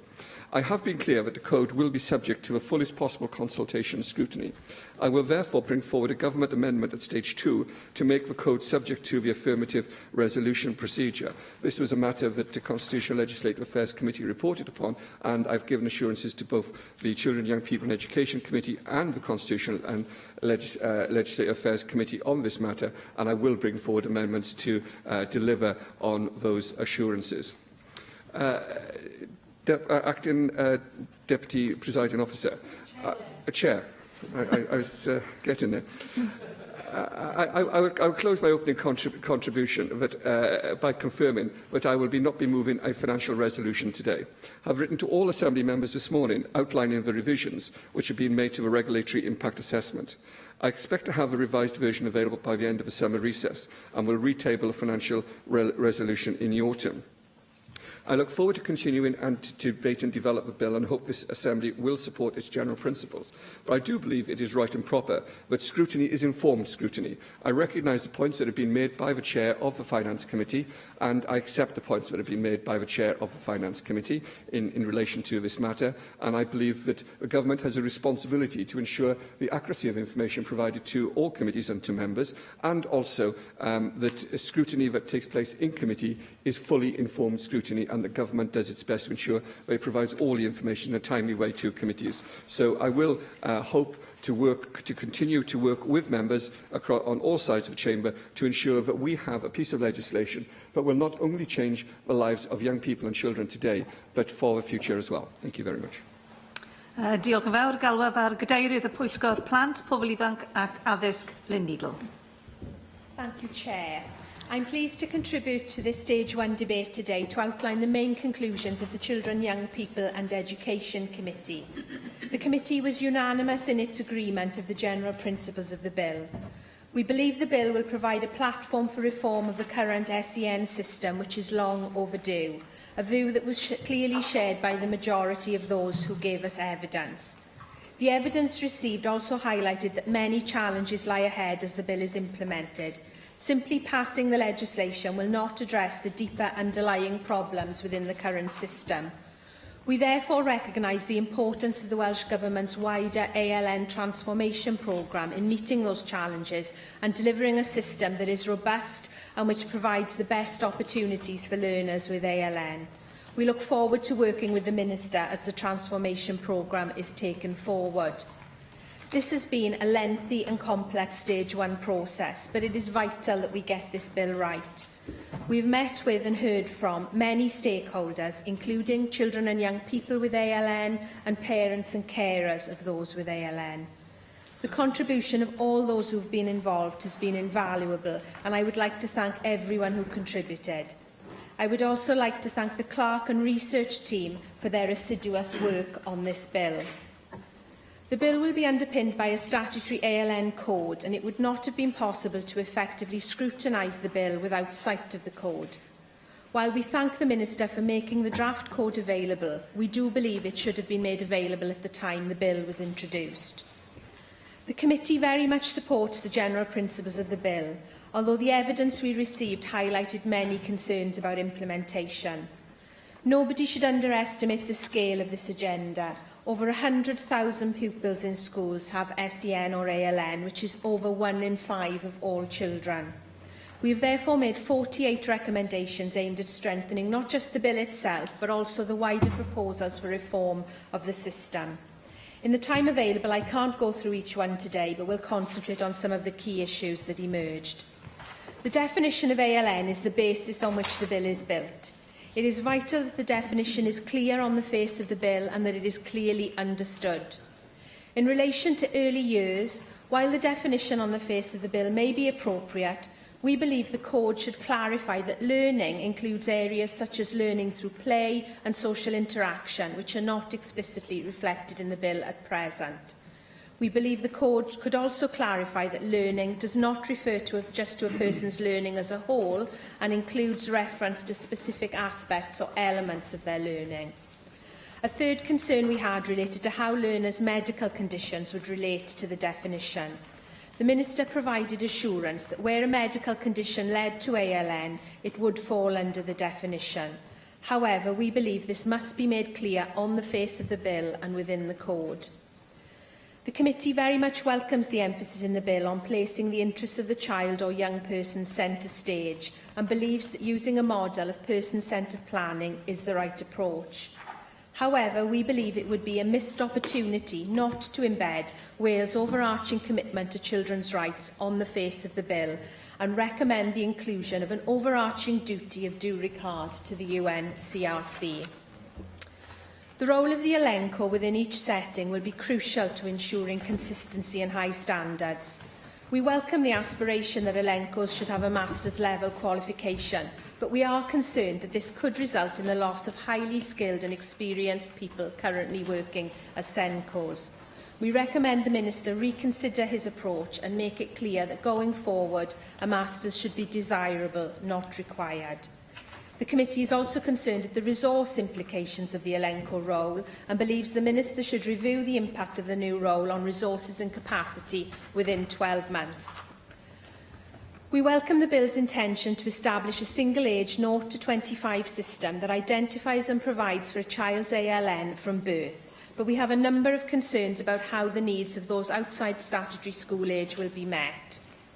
I've already highlighted our concerns about the definition of ALN in relation to early years, but we also believe that the Section 57 of the bill should be amended to require health bodies to raise concerns that a child under compulsory school age has ALN, rather than the discretionary power that exists as drafted. Health bodies have a duty to inform local authorities under the present system, and we see no reason to weaken this provision. Similarly, the bill provides no clear route for childminders and those working in childcare settings to raise concerns that a child may have ALN, and we believe that the bill or code should provide a clear mechanism for this. In terms of post 16, the committee has serious concerns about the adequacy of the existing relationships between local authorities and the FE sector to make the provisions of the bill work effectively, especially in the challenging transition to further education.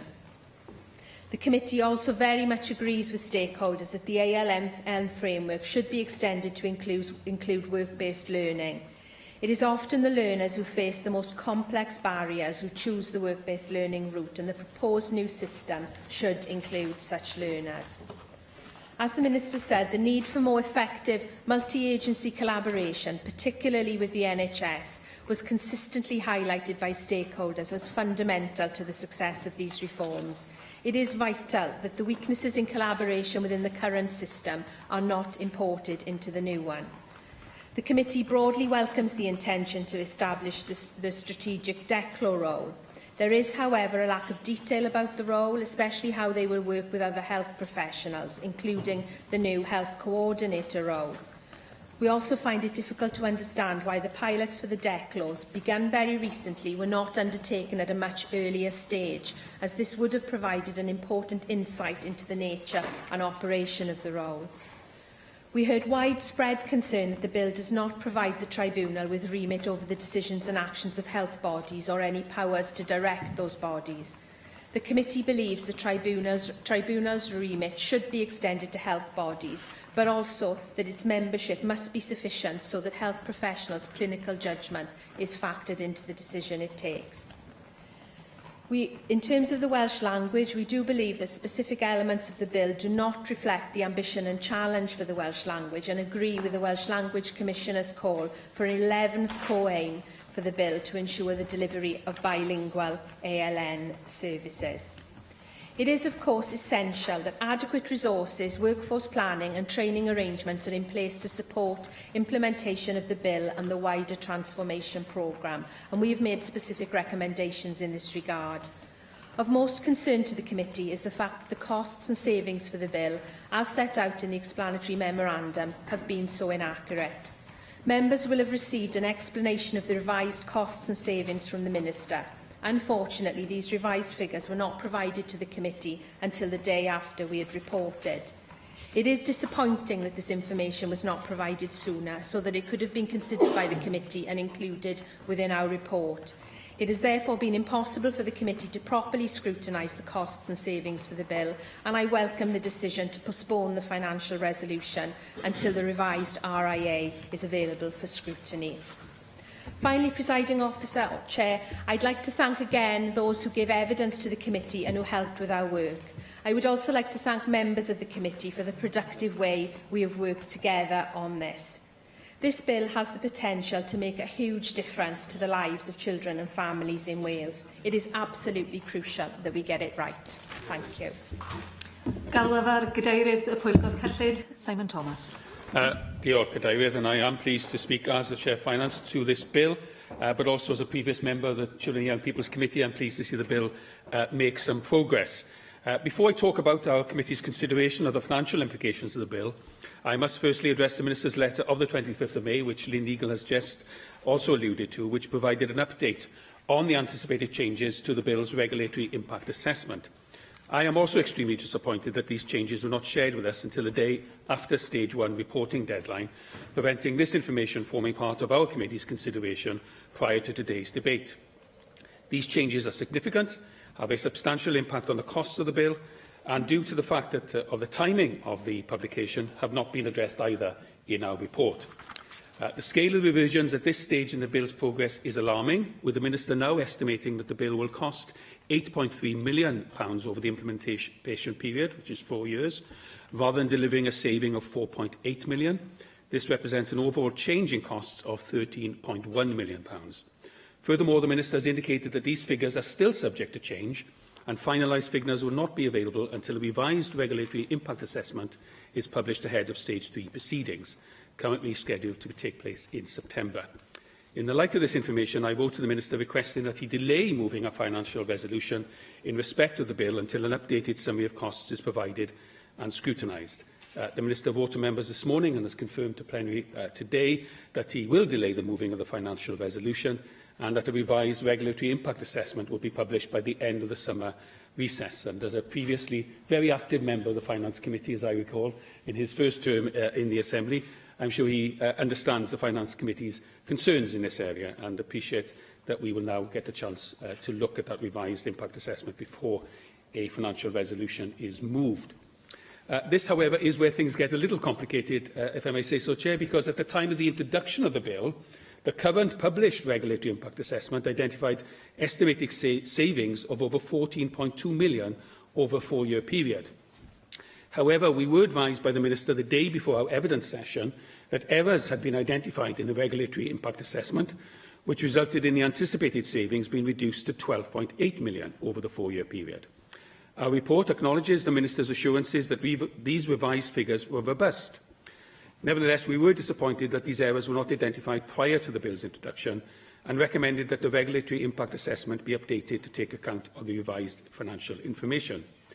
Clearly, however, the revised figures were not robust, as the Minister's latest letter indicates estimated savings of only £3.7 million over the 4-year period. So, in summary, we've gone from anticipated savings over 4 years of £14.2 million to today's figures of £3.7 million. But these figures have not been interrogated by the Finance Committee and do not form part of our report today. This significant change is largely attributed to concerns raised by Snap Cymru in relation to disagreements and appeals. The Minister's letter states that his officials met with Snap Cymru in March, so the committee is keen to understand why the outcome of these discussions has not been shared with the committee prior to the Stage 1 deadline. Now, another key development during the course of our scrutiny was the Minister's announcement of an additional £20 million investment to support ALN learners. The Minister explained that this investment relates not only to delivering the bill, but also to a wider transformational activity, and provided further detail on the anticipated allocation of funding to support the ALN system overhaul. In our report, we recognise the Welsh Government's ambitions to overhaul the system, but believe also that the costs of implementing the bill had been underestimated. We therefore welcome the extra £20 million investment. Whilst we recognise that the context of transformational change makes it more challenging to categorise costs, it is important for us to understand how this money will be allocated to directly facilitate and support the implementation of the bill, in order to undertake robust financial scrutiny. Consequently, we recommended that any revised regulatory impact assessment makes clear whether the additional £20 million investment is being made available for the purposes of the bill.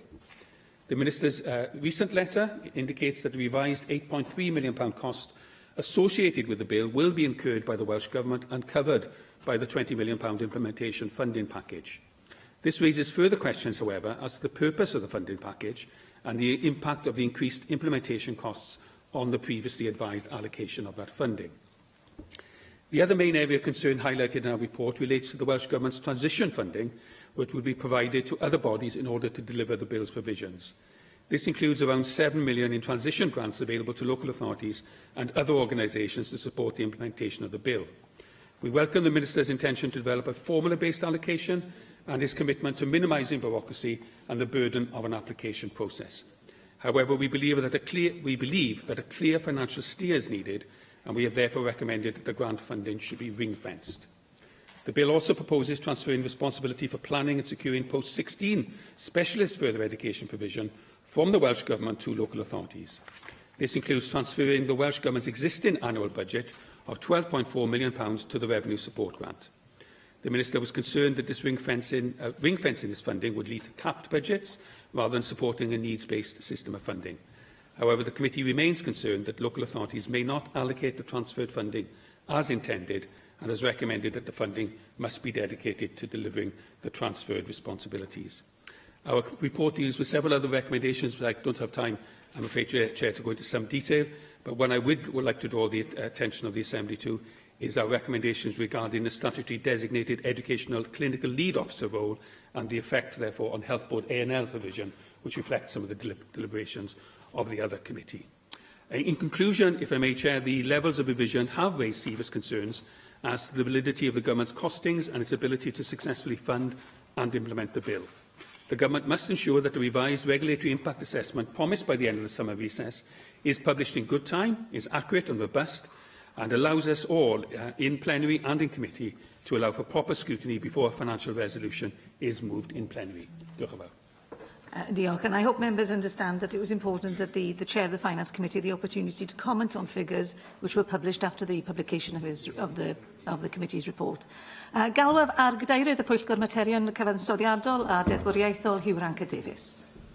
Thank you, Chair. And could I, at the outset, thank our clerk and our research and legislative support team, and also our assiduous committee members for the scrutiny of this bill, which we reported on the 24th of May, and we made 12 recommendations. And I know the Minister will understand that we are duty-bound to be sticklers for legislative transparency and clarity and rigour of scrutiny. So I know he'll not be surprised by our robust analysis. And as part of our usual consideration, we looked at the balance between what is on the face of the bill and what is left to be dealt with by the Welsh Government through subordinate legislation. And the bill contains a number of regulation-making powers that the Minister indicated he did not intend to use in the near or foreseeable future. Now, we express concern at this approach because we're not convinced by the argument which says that as there will be no further bill on this area in the foreseeable future, as a result, regulation-making powers should be added to provide the Welsh Government with flexibility.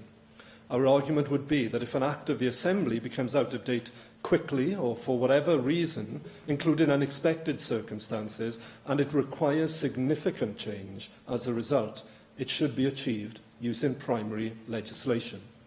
So our first recommendation calls upon the Minister to justify why the regulation-making powers under section 12(7)(c), 50(3), 60(1) and 68(4) are needed within the bill.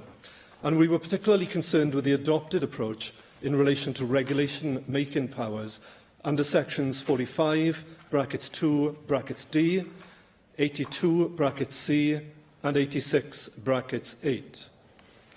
We were surprised at the Minister's rationale for including regulation-making powers in section 45 to allow Welsh ministers to set out further circumstances in which local authorities would not be under a duty to favour mainstream maintained education for a child with additional learning needs. And as regards the regulation-making power in section 86 to amend the definition of NHS body, it is our long-standing belief that regulations that amend primary legislation must be subject to approval by the Assembly. coupled with the potential to effect a significant policy change, we recommended the use of the affirmative procedure for these regulations. Now, the European Court of Human Rights, it's been mentioned in earlier contribution, has made it clear that the integration of children into mainstream schools should be the norm rather than the exception. So we were therefore concerned at how this power could be used in the future and believe that should a new category of school be introduced in Wales, as was the justification given by the Minister, then the Minister should assess the powers needed at that time. So we therefore recommended that this provision should be removed from the bill, or at the very least, it should be subject to the affirmative procedure.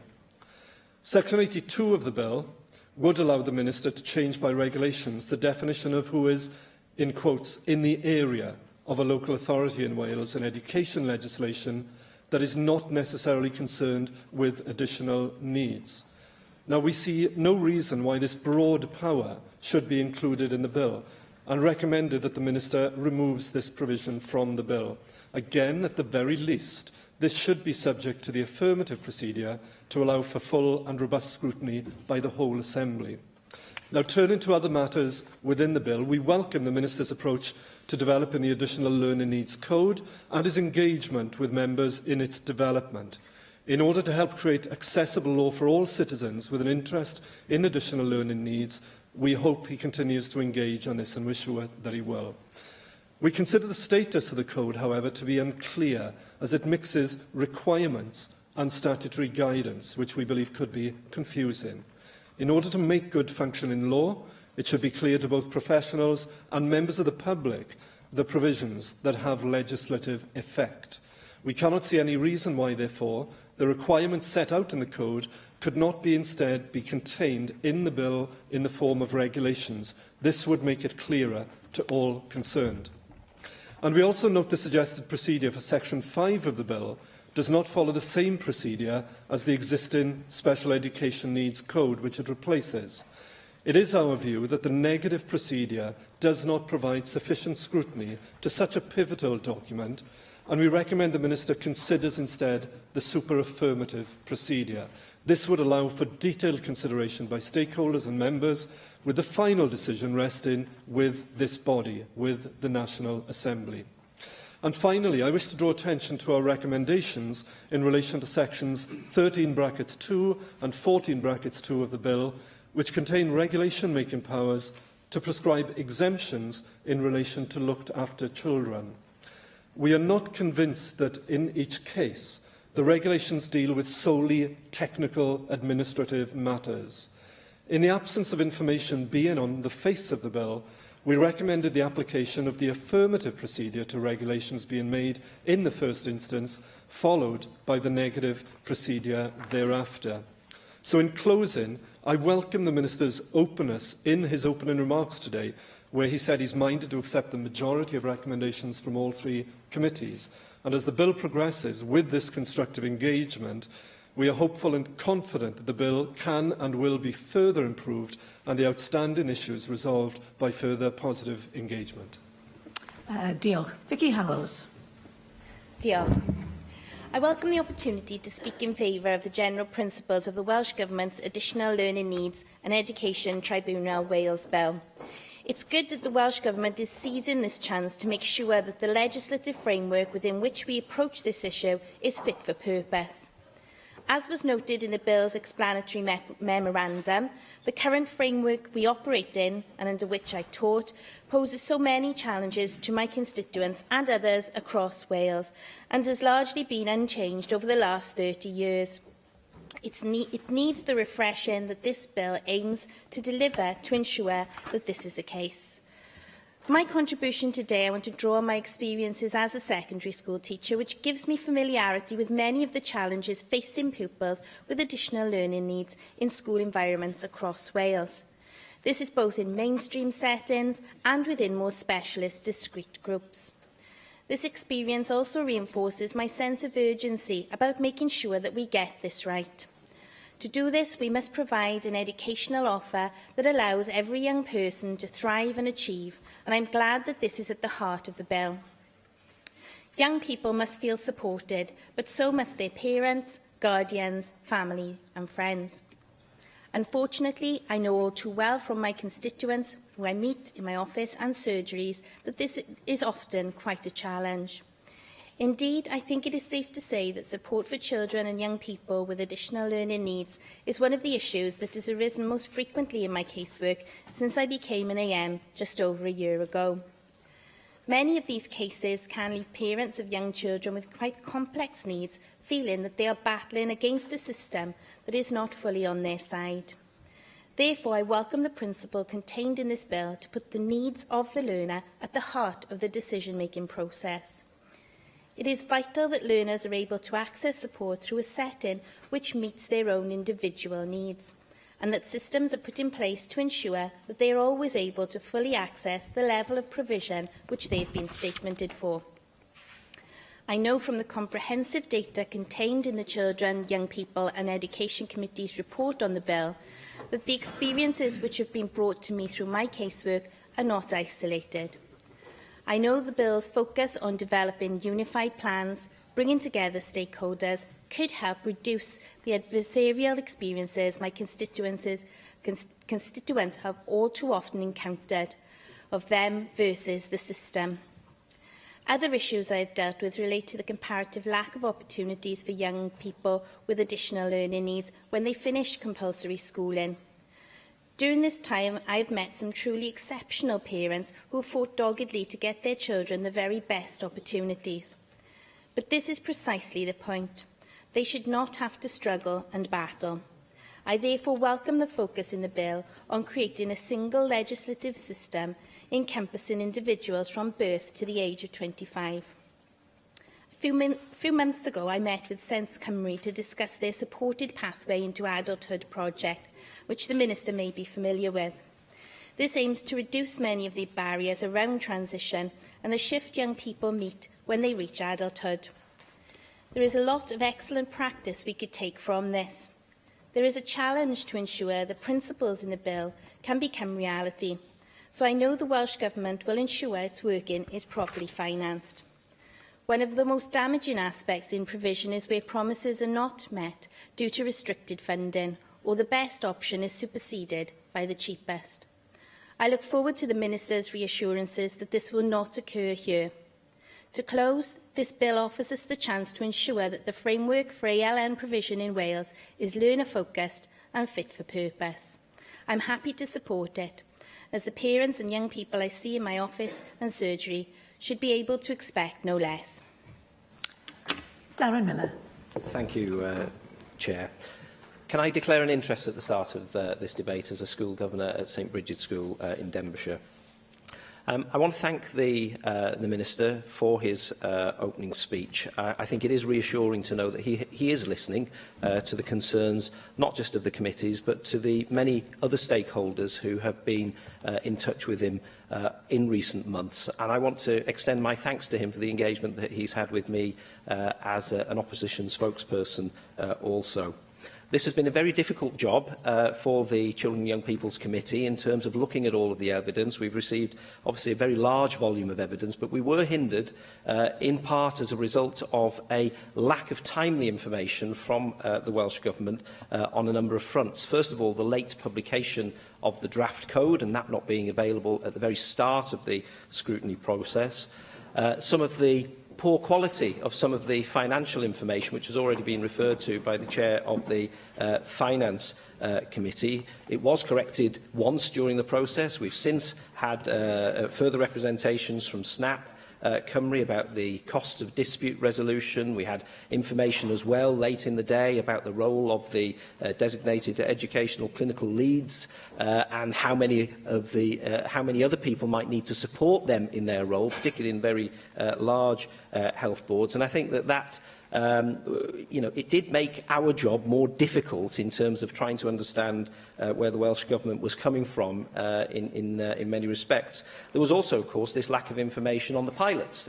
We heard some good evidence from Carmarthenshire that things had improved there under the new arrangements that were being trialled, but we didn't see any sort of independent evaluations of that at all. And we know that those pilots, that there have been other pilots which still are yet to take place. And I think the lack of information on that was a concern. So I hope that very much that you'll be accepting recommendation 25 and that we'll be getting more information on those in the future. But I just wanted to touch on some of the things which I want to see improved upon in the bill going forward. And I know, as I said earlier on, that the Minister is hoping to move forward with these. First of all, on medical needs, I think an amendment to the definition in the bill could and should be made, and I'm pleased that the Minister has open ears to being able to do that. Because we do know that even though the Minister has issued some draft statutory guidance for medical needs and meeting those in schools, that guidance doesn't extend to the early years. It doesn't extend from beyond compulsory school age right up to 25, which of course the ALN bill quite rightly does. So I am concerned about that. I'm also concerned as well that homeschool transport arrangements haven't fully featured enough in either the draft code and they certainly don't feature on the bill. And perhaps the Minister can tell us how he expects those to be considered in the future. But we did hear lots of evidence on those medical needs, particularly from Diabetes UK, from epilepsy organisations and others, about the particular needs of people in the classroom, learners who may need support. The second thing which clearly needs to be addressed is redress. The redress system needs to be extended to cover NHS provision that might need to be in place. And I was pleased to hear about the conversations that have been going on within government about how that can best be achieved. I think the committee was clearly persuaded that the tribunal ought to have powers to direct NHS bodies in the future in order to make sure that adequate support was put in place for learners who needed support from the NHS. And again, you know, to have this single system of redress rather than having to go through the putting things right process, which can be very long and protracted as far as patients are concerned. And then a separate system in terms of the educational tribunal for other disputes. In respect of the UN Convention on the Rights of the Child, it's very clear that a precedent has been set in the National Assembly in the past and by the Welsh Government in accepting amendments to legislation, including the Social Services and Wellbeing Act, which have put on the face of that Act references to UN conventions, including the Convention on the Rights of the Child and indeed UN Convention on the Rights of Persons with Disabilities. So I cannot accept, Minister, your rejection of our suggestion that they ought to be on the face of the bill and that there ought to be a due regard for all of those organisations which will have duties in the future under this new additional learning needs legislation. And I very much hope that we will be able to persuade you, either at stage 2 or at stage 3, to shift your position in order to move on that, because this business of having a rights-based approach to legislation must run through all of our legislation, and I think, you know, why not repeat these things now and again on important pieces of legislation, particularly those which pertain directly to children and young people. And just finally, if I may, on the Welsh language, we've made some key recommendations on the Welsh language, and I know that you want to improve the provisions for the Welsh language. We've got to emphasise the choice of learners and the choice of parents more in the legislation. That balance isn't there at the moment. It simply means that decisions will be made at the moment by NHS bodies and schools and FEIs. I don't think that's good enough. So I look forward to hearing the contribution at the end of the debate. Lly'r Griffith. Diolch Cadeirydd. Gai neu ddatgan diddordeb fel Llywodraethwr ysgol hefyd ar y cychwyn fel hyn. Yn amlwg mae Plaid Cymru wedi cefnogi'r alwad am ddeddwriaeth o'r fath ers nifer o flynyddoedd ac felly i ni am gefnogi egwyddorion cyffredinol y bil y prynhawn yma. Dydy hynny ddim i ddweud wrth gwrs bod angen gwella a chryfhau y bil mewn mannau fel sydd yn cael ei adlewyrchu yn y droddiad y Pwyllgor, a lle mae yna 48 o argymhellion. Mae'n amlwg bod yna dipyn bach o waith ar ôl i'w wneud i gael y bil i lle fydden ni am i weld e. Gainau hefyd ategu y diolch sydd wedi cael ei roi i nghyd-aelodau'r Pwyllgor, swyddogion y Pwyllgor, a'r cannoedd lawer o eiddeiliad sydd wedi cyfrannu at y broses graffu hyd yma. Dwi'n hefyd am rannu ychydig ar y rwystredigaeth tra'n cydnabod bod y gweinidog wedi bod yn hapus iawn i eistedd lawr ac i drafod ac i rannu gwahanol ddogfennau atodol gyda ni. Mae wedi bod yn rwystredig y modd darniog yma nifer o'r rhain wedi dod ger yn broni. Mae'r bil ei hun, wrth gwrs, mi ddoth y cod, mi ddoth y canllawiau ar anghenion gofal iechyd. Wedyn i ni wedi cael gwahanol fersiynau o'r manylion cyllidol ac yn y blaen, a dwi yn teimlo na dyma'r ffordd delfrydol i graffu bil mewn gwirionedd. O ran y gwelliannau, yn amlwg o fewn ychydig funudau, mae'n amhosib wneud cyfiawnder ar phob un o'r 48 argymhelliad sy'n yr adroddiad, ond mi fydden ni'n ategu y sylwadau sydd wedi cael ei gwneud ynglyn a ehangu'r diffiniad o anghenion dysgu ychwanegol i gynnwys anghenion meddygol. Mae'n hynod bwysig bod anghenion meddygol disgyblion mewn ysgolion yn cael eu rheoli'n effeithiol, a bod canllawiau manwl a chadarn ar gael i sicrhau fod hynny'n digwydd. Dwi'n cydnabod ac yn falch fod y gweinidog wedi cyhoeddi'r canllawiau statudol i ysgolion ac awdurdodau lleol yn ystod y broses yma. Ond mae yna gwestiynau fel ni wedi clywed yn aros ynglyn â dal yr ystoroedran llawn fydd o fewn y bil anghenion dysgu ychwanegol. A dwi yn croesawu'r ffaith, wrth gwrs, bod y gweinidog wedi ymrwymo i edrych eto ar ddiwygio'r diffiniad yn adran 2 o'r bil i gwneud i'n glir ar wyneb y bil yma bydd gan rhywun angen addysgol ychwanegol os bydd ganddyn nhw gyflwr meddygol sy'n golygu bod ganddyn nhw anhawster dysgu sylweddol fwy na'r rhan fwyaf o bobl o'r un oed.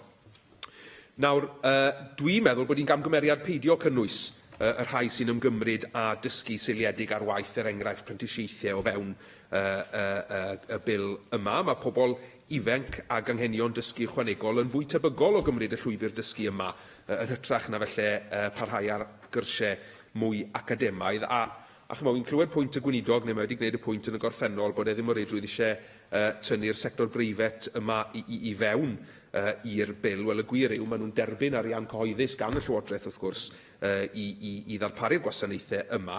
A ben arall y sbectrwm oed, mae meithrinfeydd sector breifet sy'n derbyn cyllid gan Lywodraeth Cymru neu arian cyhoeddus yn cael ei cynnwys o fewn dyletswyddau'r bil. Felly fydden ni'n awyddus i weld mwy o gysondeb yn hynny o beth. Mae'n rhaid cytuno, wrth gwrs, gyda'r nod sydd wrth galon y bil yma o greu cyfundrem sydd wedi ganoli ar y person, system mwy tryloiw, haws i ymwneud ag ond eto mae'r Llywodraeth yn edrych i gadw dwy gyfundrem gwbl ar wahân o apeliadau ar gyfer addysg ac iechyd. Dwi'n clywed yr hyn ddwedodd y gweinidog ynglyn â parhau ar drafodaeth o gwmpas hynny. Ond chi'n meddwl, hyd yn oed tystiolaeth y byrdde iechyd i bob golwg yn derbyn bod yna le un tribiwnlys ac un system apelio, cyd wrth gwrs a bod yr arbenigedd perthnasol yn rhan o'r broses honno i sicrhau bod y penderfyniadau'n cael ei gwneud ar y sail clinigol cywir. Mae yna lawer o gyfeiriadau i'w croesawu at eiriolaeth yn y bil. Mi faswn ni'n awyddus i fynd ymhellach, a mae yna sôn yn yr adroddiad ynglyn ag edrych ar y cyfnodau pontio allweddol yna pan mae'n dod i sicrhau bod bobl yn ymwybodol o'r gwasanaethau eiriolaeth a nid dim ond ar adegau pan mwyn dorri lawr yn y broses neu pan mwyn anghydfod. O ran y Gymraeg, dwi yn teimlo bod y bil wedi gryfhau. Dwi'n meddwl bod yna le i fynd ymhellach. Mae yna sôn am byddai'n ddymunol darparu gwasanaethau drwy gyfrwng y Gymraeg. Mae'n rhai llefydd yn y bil, wel, ddylunio leia dweud bod yna ddisgwyl iddo fe gael i ddarparu lle mae ar gael, ond ar bwynt ehangach, ers degawdau ni'n gwarafyn nad oes y capacity o fewn y gwasanaeth i ddarparu yr hyn fydden ni eisiau drwy gyfrwng y Gymraeg ar draws y sbectrwm o wasanaethau. A dwi yn teimlo, un awgrym dwi wedi rhoi yw bod angen rhyw fath o gymal gwawrio neu sunrise clause yn y bil. Ie, bod yn pragmatydd a dweud lle bod ni'n bosib darparu'r gwasanaeth, ond erbyn rhyw bwynt penodol yn y dyfodol, dweder mewn 10 mlynedd, yna mi fydd disgwyl bod y gwasanaethau yna ar gael. Dwi'n meddwl bydde hynny yn creu impetus i weithredu'n bendant ar yr agenda yma unwaith ac am byth, a sicrhau fod y cynllunio gweithlu ar y ffordd angenrheidiol ac yn y blaen yn digwydd, yn lle bod ni'n dod nôl i fyny eto mewn 10-20 mlynedd arall gyda'r un gwyn a'r un broblem. Yn ola, dwi ddim yn cytuno ar gweinidog ynglyn â'r Convensiwn y Cenedloedd Unedig ar hawliau'r plentyn. Dwi o'r un farn a gweddill aelodau'r Pwyllgor a'r Comisiynydd Plant y dylid gosod dyletswyddau i roi sylw dyladwy i'r Convensiwn ar wyneb y bil. Mae'r ddeddf gwasanaethau cymdeithasol a llesiant yn gwneud hynny, mi fyse peidio gwneud hynny fan hyn yn anghyson ac yn anfon y neges anghywir am ymrwymiad Llywodraeth Cymru i hawliau'r plentyn. Diolch. Gareth Bennett. Thank you, Chair, and thanks to the Minister for bringing the debate today. I'm not on any of the committees that scrutinise this bill, and the issues that are being raised have been raised by my colleague Michelle Brown, who's on the Education Committee, who can't be here today. In principle, we do support the bill. Introducing IDPs, providing it's done properly, is a good idea. However, to ensure consistency across local authorities, will the Minister agree to the request from many stakeholders to use a standard template IDP that applies across the local authorities and is therefore portable? I would hope the Minister will take steps to ensure the person writing the IDP has the expertise required to do so and the knowledge to bring the different service providers together to coordinate them. Both local authorities and schools have a duty to prepare and maintain an IDP where they consider a child or young person has additional learning needs, but there is no default position. So local authorities and schools could end up playing ping-pong with the IDP. Would the Minister consider making either the local authority or the school ultimately responsible for the preparation of the IDP to prevent any buck passing of the kind that frustrates the public so often when it comes to dealing with council departments? Unless the person has a disability as defined under the Equality Act 2010 or has a significantly greater difficulty in learning, they won't be considered to have ALNs. This means that children and young people who have medical conditions that take them out of the classroom or otherwise impact on their education aren't covered, and this has been a major concern voiced by constituents. So, please could the Minister clarify what provision will be made for those who have medical conditions that fall short of a disability and who don't have a significantly greater difficulty in learning, but whose medical conditions affect their learning in some other way? I do understand that there has to be a threshold, and the definition of additional learning needs provides that. However, what support are children and young people going to receive if they are just beneath that threshold? What support is there going to be for children and young people who have greater difficulty in learning than the average child or young person, but don't have a significantly greater one? In other words, to those in the middle. Now, Leah mentioned the apprenticeships issue. The government says that it is committed to vocational training as it is to academia, but it therefore seems odd that apprenticeships are not covered by the bill, which potentially leaves out a big chunk of people with ALNs. Surely the bill should be extended to cover these, although responsibility for the IDP should be with the local authority rather than the employer, because that would deter creation of apprenticeships.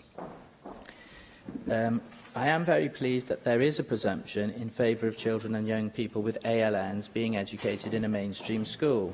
This is an excellent move. Special schools should be reserved for children and young persons who can't be educated in a mainstream school for their own interests, not used in part as a dumping ground for children or young persons whose education is thought to be a drain on resources by the mainstream schools. Stipulating that a local authority may arrange for additional learning provision to be given outside a school may be a step forward, but the fact that exercise of this does not have to be based on whether it's in the best interests of the child. The local authority has complete discretion. The local authority could, therefore, arguably farm out provision on the basis of cost to the detriment of the child or young person. So how will the Minister address this potential problem? I also welcome the duty on NHS bodies to provide medical treatment. I can understand why a fixed time frame hasn't been stated, but ideally the bill should state that this and other duties must be complied with, and decisions made within a reasonable time to address the excessive waiting times reported by some parents of children and young people with ALNs. Finally, on to the dispute procedures. Although the intention is that the bill will help to avoid disputes, and clearly avoidance is better than having disputes in the first place, disputes will nevertheless occur, yet the avenues for resolution remain cumbersome. Now, a couple of people have mentioned the relationship of the bill to the NHS. The Education Tribunal has no jurisdiction over NHS bodies. The Tribunal has no power to order an NHS body to provide treatment or to consider elements of an appeal relating to the NHS. So parents and others will have to use the separate NHS process, meaning they have to negotiate 2 appeal systems instead of 1. How is the Minister going to ensure that the people appealing to the Tribunal receive the support and advice they need so that they can ensure the Tribunal hears all the relevant information? How will the Minister ensure that no element of these appeals can slip into the ether between the education and the NHS appeal processes? In summary, we do support this bill, but we are also concerned that insufficient staff levels and funding may scupper some very good objectives contained within this bill. Rhiannon Passmore. Diolch. I wish to very much welcome this debate and the innovative and groundbreaking principles within this bill and the young people that we all represent. I wish to thank the Minister for strong, robust and resilient work in this regard, and also the ongoing work of the Children's and Young People Education Committee and its chair, Lynn Eagle. This innovative bill, I believe, has potential to be on a par with other firsts for Wales, such as the Organ Transplantation Act, violence against women and domestic abuse, and groundbreaking environmental legislation. This bill will add to the portfolio of innovation in Wales and in needed regard to some of our most vulnerable young people. It is absolutely right, however, that we get it right. This bill will have impact for over 100,000 pupils with ALN and SEN, 1 in 5 pupils across Wales, and centres rightly on person-centred planning. It is right that this bill focuses on the needs of the learner, strengthening pathways and frameworks, increasing ALN awareness and planning, and improving provision and delivery as part of the wider Additional Learning Needs Transformational Programme in Wales. Parents and carers and our young people of Wales deserve no less, and as the anticipated and desired impacts of this bill are profound and positive. Whilst I recognise this, we must also recognise the desire to increase expertise and knowledge across the sector. So would the Minister consider the necessity of increasing to a master's qualification for ALN coordinators an essential requirement? When desirable, will also maintain both consistency and capacity within the sector. So to conclude, I very much welcome this innovative bill. Thank you. Galwaf ar y weinidog y Gymraeg a dysgu gyda loes I ymateb i'r ddadl. I'm very grateful to the committee chairs and members who have spoken this afternoon. I think Lynn Needle, in her opening remarks, captured the essence of what we're seeking to achieve. A transformational programme that transforms the lives of individuals, both their experience of education, but also the rest of their lives as well. And the concluding remark we've just heard from Rhiannon Passmore, I think, again re-emphasises the importance of this legislation in human terms, in what we're seeking to achieve for people that we represent.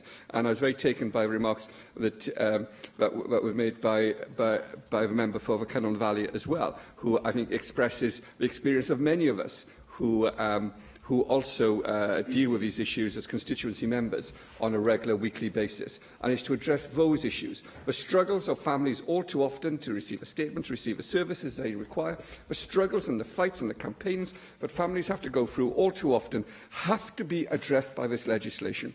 And that means getting it right, not simply getting it right for our own benefits here this afternoon, but to get it right for generations to come as well. And I absolutely echo the commitments that have been made by members on all sides of the chamber this afternoon, that we have to work hard together, collectively, on all sides of the chamber, to ensure that we have a legislation that is fit for purpose, not simply legislation where we're able to win a vote here and there, but legislation that will work and will transform the lives of people in the future.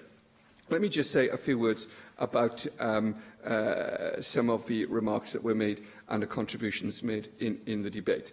I will say very gently, I feel quite churlish in doing so. Darren, the Conservative spokesperson, Darren Miller, was very generous in some of his remarks about the approach that we've taken. But I will say to him that the code was not late. The code doesn't form a part of the scrutiny of this legislation, of course. I will give way in a moment. But the code is there as an aid to scrutiny of the bill. And it is the bill that we are focusing on at the moment, and not the code. And I do have concerns sometimes that when you publish additional information, which is aimed to be an aid to scrutiny, that people scrutinise that additional information rather than the bill itself. I will give way. Fully appreciate and understand that, Minister, and I'm very grateful for you giving way. But the reality is that when we were confronted with answers to our questions about what about this issue, what about that issue, the stock response which you gave to the committee was, well, we'll address this issue in the code. Well, unless you've got sight of the code, you can have no reassurances that that will actually be done, and that's what stakeholders were calling for. So the late introduction of that code, essentially what I'm saying is it should have been published alongside the bill in order to give some confidence to us that these issues hadn't been lost. That's not the way that we legislate, of course, but I disagree with you with the stock answer. There is no stock answer in this government. Darren is the answer to questions that are raised, and I think it's important that we recognise that. But let's move on. The process is what is important. The transformational programme, of which this bill is a part, is the absolute key element to what we're seeking to achieve today. And I think yourself, in your remarks, I think Llŷr and others also ensured that we did have a focus on that transformational programme. We will ensure that there is funding available. I accept the points that have been made by Simon Thomas in his contribution, that we will ensure that funding is available to cover the cost of implementation, but also, and this is a key point, I think, not simply to cover the base costs of implementing the legislation, but also to deliver the funding and the resources to deliver the wider transformational programme as well. And that's investing in people, investing in the workforce, investing in workforce development, exactly the points that Llŷr was making about the Welsh language, and I accept the points that you made on the language. I recognise, as you do, that there's been significant amendment made to ensure that Welsh language services are delivered in a more profound way and a more comprehensive way than have been previously suggested. I'm taken by your idea of a sunset clause. I prefer sunset clause, but it might well be that although we can't agree on the time of day, we will be able to agree on the principle of ensuring that we do deliver those sort of services through the medium of Welsh. But let me say this, I can see that time is moving on. I've already confirmed I will not move a financial resolution today, but will retable it after the summer recess following publication of a revised regulatory impact assessment. I will also give the undertaking to members that I will continue the conversations that we've had.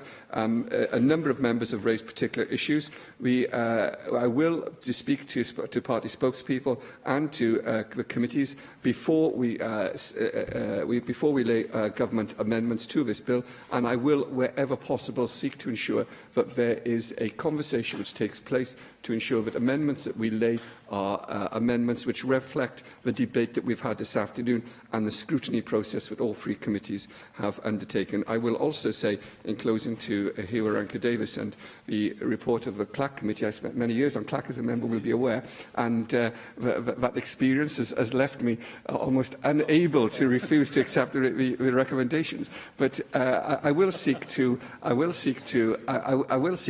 that we do move to a more affirmative approach to wherever that is at all possible. And certainly when it comes to the code, and reflecting on the remarks made by Darren Miller in both his intervention and his earlier remarks, that we will ensure that the code, when we have the legislation itself, that we will then undertake a process of scrutiny on the code as well. And that will ensure that we do not only have the debate and the discussion on the legislation, on the primary legislation itself, but then when it comes to implementation, I recognise the points that have been made on all sides of the chamber about implementation, and we will have, taking Gareth Bennett's point about an IDP template, that we will take forward those sorts of issues, and we will ensure there is time available with the information that Simon Thomas has asked for and expect and has a right to expect, that there then will be the opportunity for further scrutiny of the code. That needs to be timely from the committee's point of view as well. I'll say that very, very clearly. But it will also ensure that this government delivers a piece of legislation, and that this Assembly then enacts a piece of legislation that will achieve all of our ambitions that have been described in different ways on all sides of chambers this afternoon. Thank you very much. Y cwestiwn yw a ddylid derbyn y cynnig, a oes unrhyw aelod yn gwrthwynebu. Felly derbynir y cynnig yn unol ar rheol sefydlog 12.36. Mae'r gweinidog wedi cadarnhau na fydd yn cynnig y penderfyniad ariannol ar y bil anghenion dysgu ychwanegol ar Tribwnlys Addysg Cymru. Felly symudwn i'r eitem nesaf. A'r eitem honno yw'r ddadl ar adolygiad o dirweddau dynodedig yng Nghymru. A dwi'n galw ar yr ysgrifennydd Cabinet dros yr ymgylchedd y materion gwledig i wneud y cynnig. Lesley Griffiths. Diolch, Llywydd. This debate is about the contribution our areas of outstanding natural beauty and national parks make to Wales. Together, they cover nearly a quarter of Wales, and the debate is about how they can and must deliver more. All landscapes have a special value to people. They create and sustain a sense of place for our communities, for the people who live and work in them, and for those who visit them. On the 9th of May, I published Future Landscapes Delivering for Wales, on behalf of the broad partnership which contributed to its development. The publication marks the culmination of the review of designated landscapes and now paves the way to a new approach for delivery. It builds on the firm platform of environmental legislation we have established through both the Wellbeing of Future Generations Act and the Environment Wales Act. The review has taken place in two related but distinct phases. The first phase was undertaken by an independent panel chaired by Professor Terry Marsden. The second phase, a wider partnership approach, chaired by Lord David Ellis-Thomas AM under the title of Future Landscapes Wales, and I would like to place on record my thanks to David and all the group for their work. Professor Marsden's substantial report and its recommendations provide a valuable basis for the Future Landscapes Wales programme, which was able to reflect on this initial review at a time when the Wellbeing of Future Generations Act and the Environment Wales Act had been enshrined in Welsh law. The proposition developed by Future Landscapes Wales sets the designated landscapes on a path to drive the sustainable management of natural resources within their areas and beyond their current boundaries. Since the publication of the report, there has been a lot of discussion on the Sandford principle, and it is mentioned in one of the amendments to today's motion. This principle applies to the existing two purposes of national parks, which are to both conserve and enhance natural beauty, wildlife and cultural heritage, and to promote opportunities to enjoy the area. The principle emerged from the review of the national parks in 1974 and is now enshrined in the current legislation for national parks through the Environment Act 1995. It requires greater weight be given to the conservation purpose when it appears there is conflict with the recreation purpose. This does not mean the national parks have a primary conservation purpose or a requirement to apply this principle in all decisions. I am steadfast in my commitment to ensuring areas of outstanding natural beauty and national parks continue to be areas valued for their natural beauty, with vibrant, resilient communities, opportunities for outdoor recreation and rich ecosystems. The Marsden report introduced the idea of a Sandford Plus. What the Future Landscapes report proposes is to consider an enhanced role for the designated landscapes by moving forward from having narrow competing duties to something much more integrated. At the same time, it suggests the need for the special qualities of these areas to be given greater weight in decision-making so as to enhance the very qualities which make them both distinctive and cherished. We've already introduced principles into Welsh law through the Environment Wales Act to require our natural resources to be managed in ways which maintain and enhance the resilience of our environment. These firm principles, combined with the proposals by Future Landscapes, have, I believe, the potential to be a Sandford Plus. Wales's natural resources and ecosystems underpin all aspects of our well-being, including our prosperity, health and culture. We depend on fully functioning natural resources to provide our food, clean water and air, recreation, and it provides for many tourism businesses. Our first State of Natural Resources report for Wales highlights issues for all ecosystems in terms of their resilience and the benefits they provide. Now we have the further challenge of the UK's withdrawal from the European Union, which represents a significant upheaval for the key sectors shaping the use of natural resources. 70% of tourists to Wales cite enjoying the landscape as their reason for visiting. Other landscapes are special to individuals or communities, reinforcing that sense of belonging to a particular place. Such landscapes include our urban parks as well as our spectacular mountains and estuaries. It is vital these areas and the way they are managed play an integral part in the sustainable use of our natural resources as the bedrock of future prosperity and well-being. Future Landscapes has been highly collaborative, bringing together a group from diverse and wide-ranging sectors who often hold competing views on what a designated landscape should be about.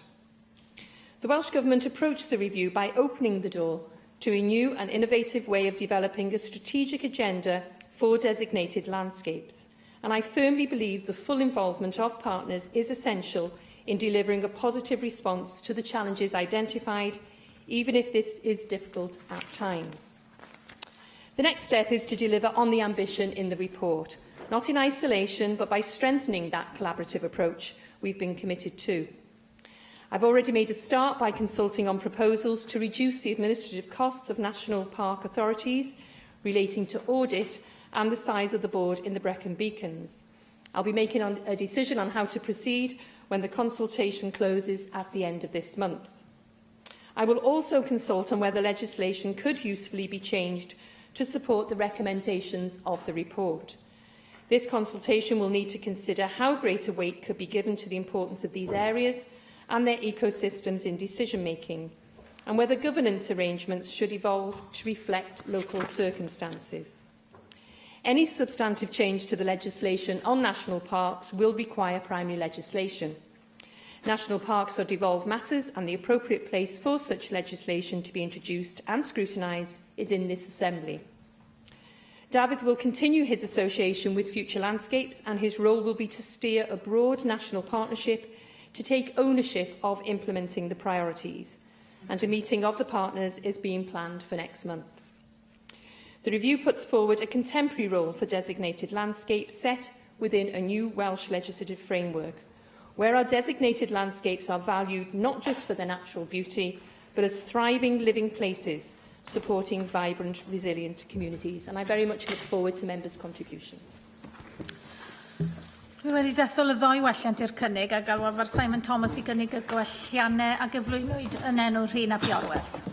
Diolch yn fawr Llywydd, ac yn dda gen i gweld bod ni wedi cyfoedd o diwedd trafodaeth ar yr adroddiad hirfaethedig yma, ac yn edrych ymlaen I bod yr awr sydd gyda ni heddi, ond yn gychwyn y drafodaeth sydd angen, achos fel mae'r gweinidog newydd am linellu, dwi'n meddwl bod angen amgynghofi yn ehangach ar y materion hyn, ac fydd angen dipyn o drafod anna fe. Mae'n siŵr fel nifer o aelodau eraill, dwi wedi derbyn dros 300 o ebyst erbyn hyn yn pryderu am natur yr adroddiad yma. Dwi yn credu fod y broblem sydd gyda ni, falle jyst ar gychwyn y drafodaeth, yw bod yna cynifer o randdeiliad sydd wedi cael ei disgrifio gan y gweinidog fel fan o'r broses, yn amlwg yn teimlo bod nhw ddim yn fan o'r broses. Ac dwi'n credu bod angen mynd i'r afael y hynny yn y man cyntaf. Felly dwi'n edrych ymlaen I glywed beth fydd yr allbwn a'r canlyniad i'r cyfarfod nesaf o'r grŵp yma sy'n mynd I cael ei cadeirio. Dwi'n cymryd gan datganiad y gweinidog heddi dal I cael ei cadeirio gan yr aelod David Ellis Thomas. Nawr, mae dau welliant gan Plaid Cymru, ond yn ceisio rhoi crisialu a ceisio rhoi goleuni ar y materion hyn fydd angen I datrys ac angen I benderfynu arnyn nhw. Ac wrth cynnig y ddau welliant yma, dim mewn unrhyw ffordd a'n tanseilio'r angen I drafod hyn. A wy'n credu bod hi'n bwysig I ni gofio bod y gwahanol deddfwriaeth sydd yn tu ôl i'r Parciau Cenedlaethol ac yn wir ardaloedd harddwch eithriadol hefyd yn deillio cyn datganoli. Mae'n gwbl briodol, bod ni'n ail edrych ar y egwyddorion, ar ymagwedd tuag at cadwraeth, tirwedd. Dwi'n teimlo bod y tirwedd dwi'n byw ynddo mor bwysig I fi a tirwedd unrhyw parc cenedlaethol. A mae'n bwysig bod ni'n gweld hwnna yn cael ei adlewyrchu drwy Gymru gyfan. Ac felly bod deddfwriaeth yn cael ei adolygu ac yn sicr yn sgil datganoli ac yn sicr yn sgil deddf amgylchedd a deddf llesiant cenedlaethau dyfodol, bod cyfle nawr I weld beth yw rôl y parciau cenedlaethol ardaloedd harddwch naturiol eithriadol I wawe yn y ffordd ni'n datblygu yn cenedl a defnyddio adnoddau naturiol ni. Felly, yn y cyd-destun hwnna, dyn ni'n croesawu'r ffaith bod y gwaith yma yn cael ei wneud ac yn cael ei parhau. Ond mae yna ffaith bod yna egwyddor, fel sydd wedi cael ei crybwyll gan y gweinidog o gwyddor Sandford, sydd wedi cael ei crisialu yn fwy penodol yn deddf amgylchedd 1995, sy'n cael ei cyfeirio ato yn y gwelliant cyntaf ni, sydd angen ei drafod. sydd angen I benderfynu arno fe, ac sydd angen I sicr bod pob un yn hapus gyda'r cyfeiriad dyn ni'n cymryd wrth fynd ymlaen. Ac yn sicr, a hyn o byd, nid yw pob corff cadwraethol, na pob corff dringo mynyddoedd, neu defnyddio tirwedd o gyfer hamdden yn hapus eto gyda'r trafodaeth ni wedi cael hyd yma. I ni wedi mynd o adroddiad Marsden oedd yn trafod y digwyddor yma ac yn moyn, os rhywbeth hyrwyddo'r digwyddor yn fwy, I papur sydd ddim yn trafod y digwyddor o gwbl, ond sy'n cymryd dynesiad gwbl wahanol y dweud y gwir at y ffaith. A mae rhaid rhywben cydsoni ddau beth yma.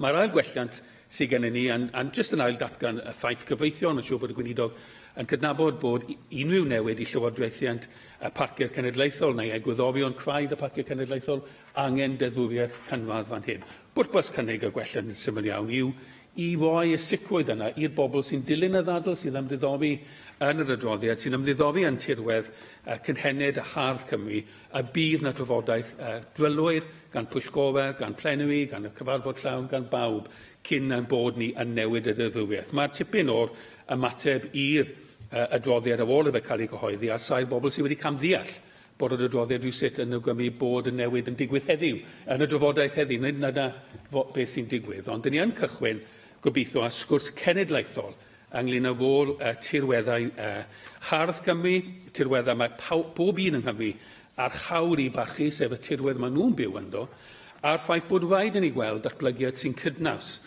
gyda tirwedd mwyn I sicrhau bod gyda ni cymunedau byw ym mhob fan o Gymru, a bod ni ddim yn troi unrhyw fan o Gymru yn rhyw fath o cymuned mewn aspect, os dim un ohonyn ni yn dymuno gweld hynny. Ond mae'r her sy'n wynebu Llywodraeth yn cael ei cwsialu I fi gan ymateb y ges I gan RSPB Cymru. A dwi am dyfynnu hwnna I gloi gan fod yn tanlinellu pa mor anodd fydd rai o trafodaethau dyn ni angen cael yn y mater yma. A dwi fyny yn Saesneg fel mae wedi cael ei dderbyn gan ni. Mae'n mynd fel hyn. Our gravest concern is that the report explicitly recommends the need to create new laws that will repurpose national parks and areas of outstanding natural beauty. And even worse, it presents this as the view of the working group. A dyna pwynt dwi eisiau pwysleisio. This is absolutely not RSPB Cymru's view, and we believe it was not the view of the working group either. The group did not identify the current legal objectives of designated landscapes as a key barrier to sustainably managing our natural resources, but rather the group proposed that the focus should be on using the frameworks set out by the Environment Act and the Wellbeing and Future Generations Act. We do not recall the group discussing the Welsh Government's new proposal to legislate on the purposes in any detail at all. This means that we feel the published report does not accurately represent our views. We are therefore unhappy that the Welsh Government's view is that there is a need for new legislation is still being represented as endorsed by the group. Dwi'n dyfynnu hwnna ond I ddangos bod yna dipyn o drafod a dipyn o cytuno eto I wneud yn y materion hyn. David Melding. Diolch yn fawr, Llywydd. Can I just say that we are content to note the report, and we do hope it starts a process of policy development which protects our designated landscapes while seeing their wider economic, cultural and social potential being extended. I think that's an appropriate way to go forward. The report sets out a new proposition for designated landscapes to go beyond their current purposes of conservation and amenity. But does this, as we've heard, without any restatement of the Cyfarfod principle, unlike the Marsden report, and this has turned out to be quite controversial. Indeed, in its vision statement, the report does not mention conservation at all. And again, I think, although some may say we've moved on to a wider, more inclusive concepts and vocabulary, I still think conservation is an important one. And as it states its current vision, Wales as a nation values its landscapes for what they provide for the people of Wales and elsewhere. The designated landscapes of Wales deliver both within and beyond their boundaries to enhance their social, economic, environmental and cultural resources, delivering the maximum well-being benefits for present and future generations, whilst enhancing the very qualities that make them both distinctive and cherished. Now, you can infer conservation from that, I do accept, but I do think it would have settled the nerve of many people in this time of change if we'd actually mentioned conservation directly. The report quickly goes on to draw on what it considers to be the crux of the Marsden report, and namely, and I quote again, promoting the current national park duty to have regard for the socio-economic well-being of the area into one of its purposes, and to apply these same purposes to areas of outstanding natural beauty. While there's nothing wrong with this approach, it needs to be balanced, in my view, by the Cyfarfod principle and a clear expression of the value of conservation. Now, I did hear what the Minister had said in her opening address to us in this debate. She did refer to Cyfarfod and even invent or describe something that she wants to call Cyfarfod plus. And,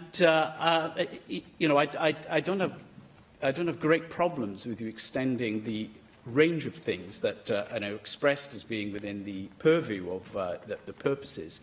But at the minute, conservation is the primary purpose. That is what the Cyfarfod principle means. And you do have to ask yourself if, when there's a clash, of course, with one of the other purposes, often there isn't a clash. But when there is, conservation has primacy in governance.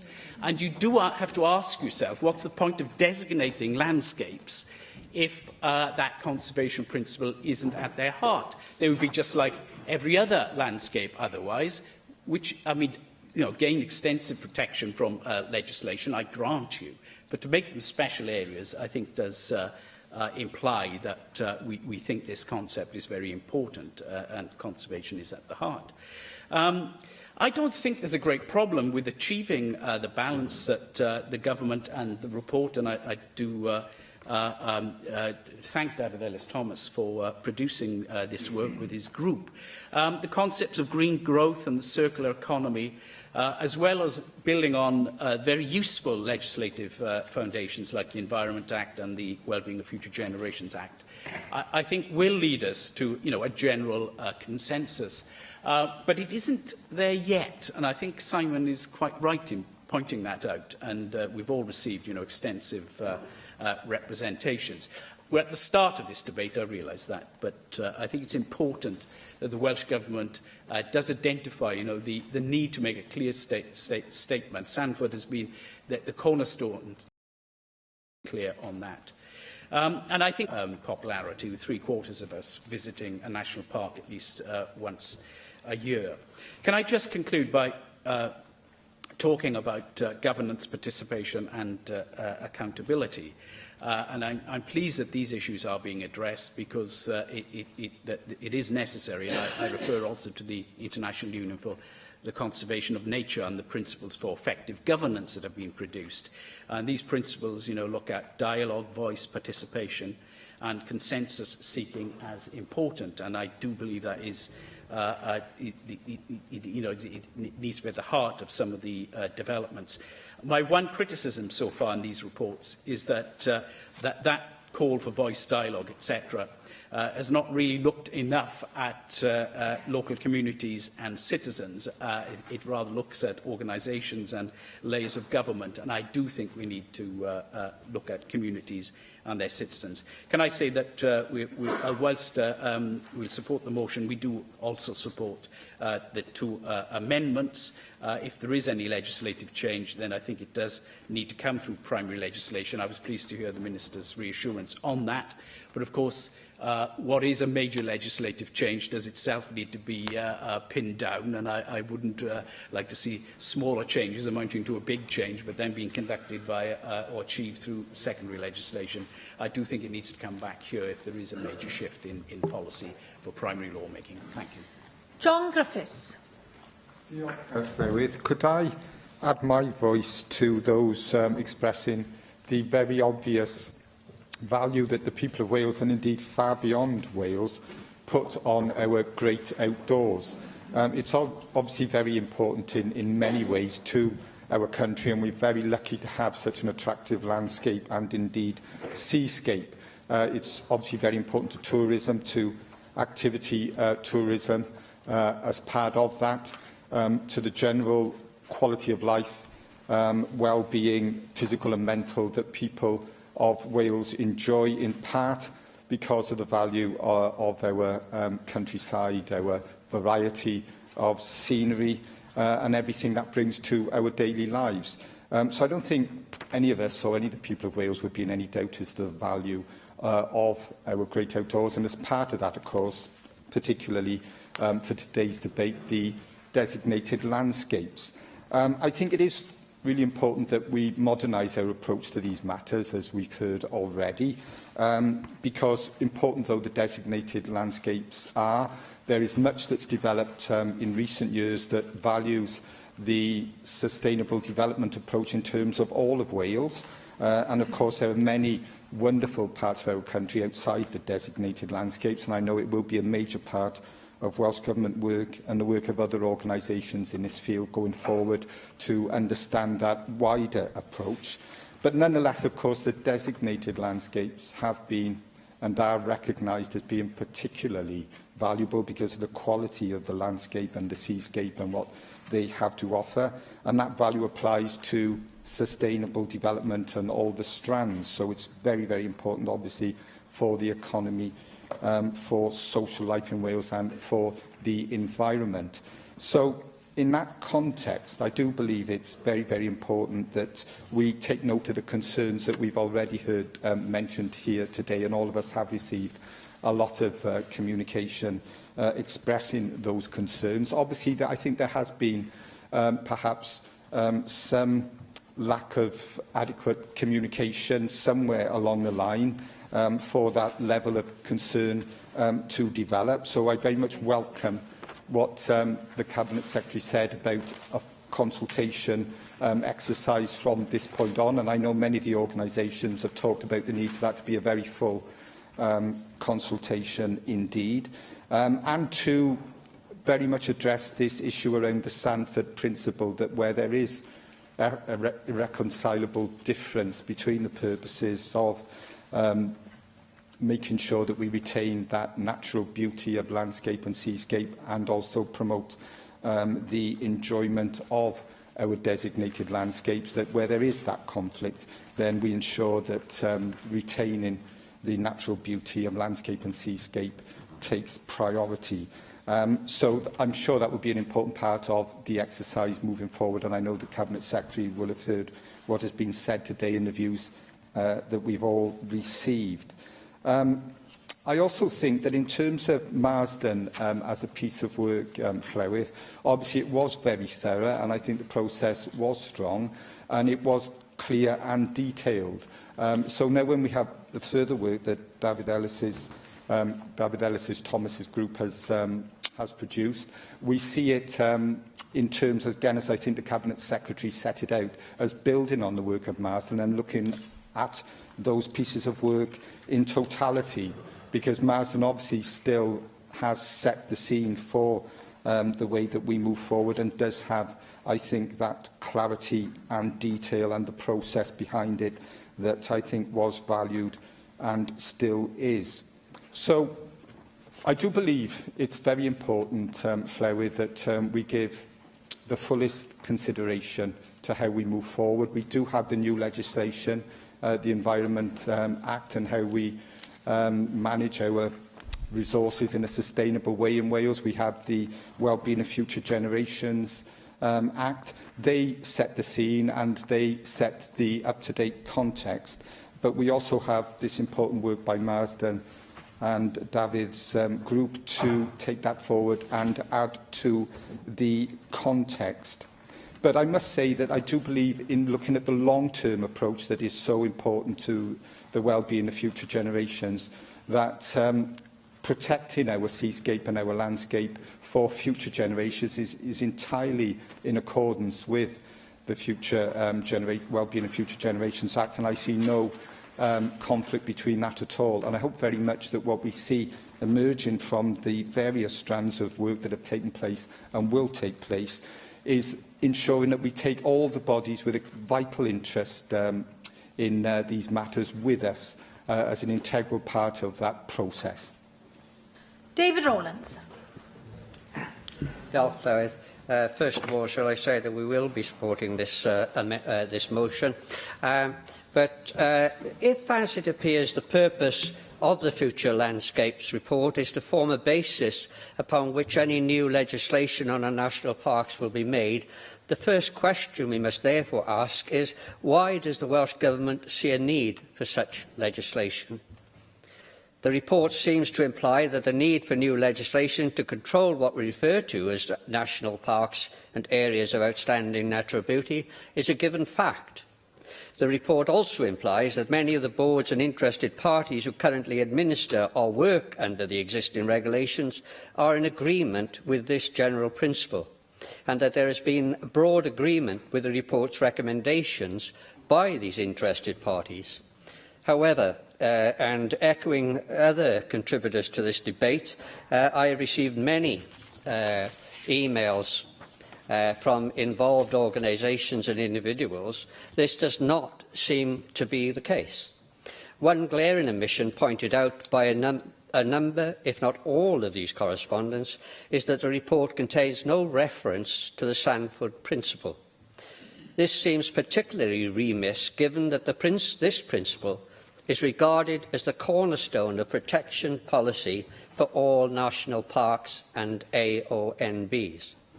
It also seems to ignore recommendations of the Marsden report, which advised that the protection of our national parks should be extended, not diminished. The Cyfarfod principle states where irreconcilable conflicts exist between conservation and public enjoyment, then conservation should take priority. This would, of course, also apply to any and all development proposals in our national parks.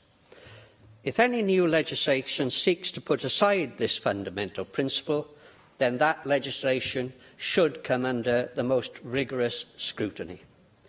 Given the huge potential impact any new legislation would have on national parks, and indeed on the environment in Wales in general, I believe there should be no such legislation affecting the core purpose of our national parks until full public consultation has taken place, and further, that the Cyfarfod principle should remain the cornerstone of any new legislation affecting the Welsh national parks and AONBs.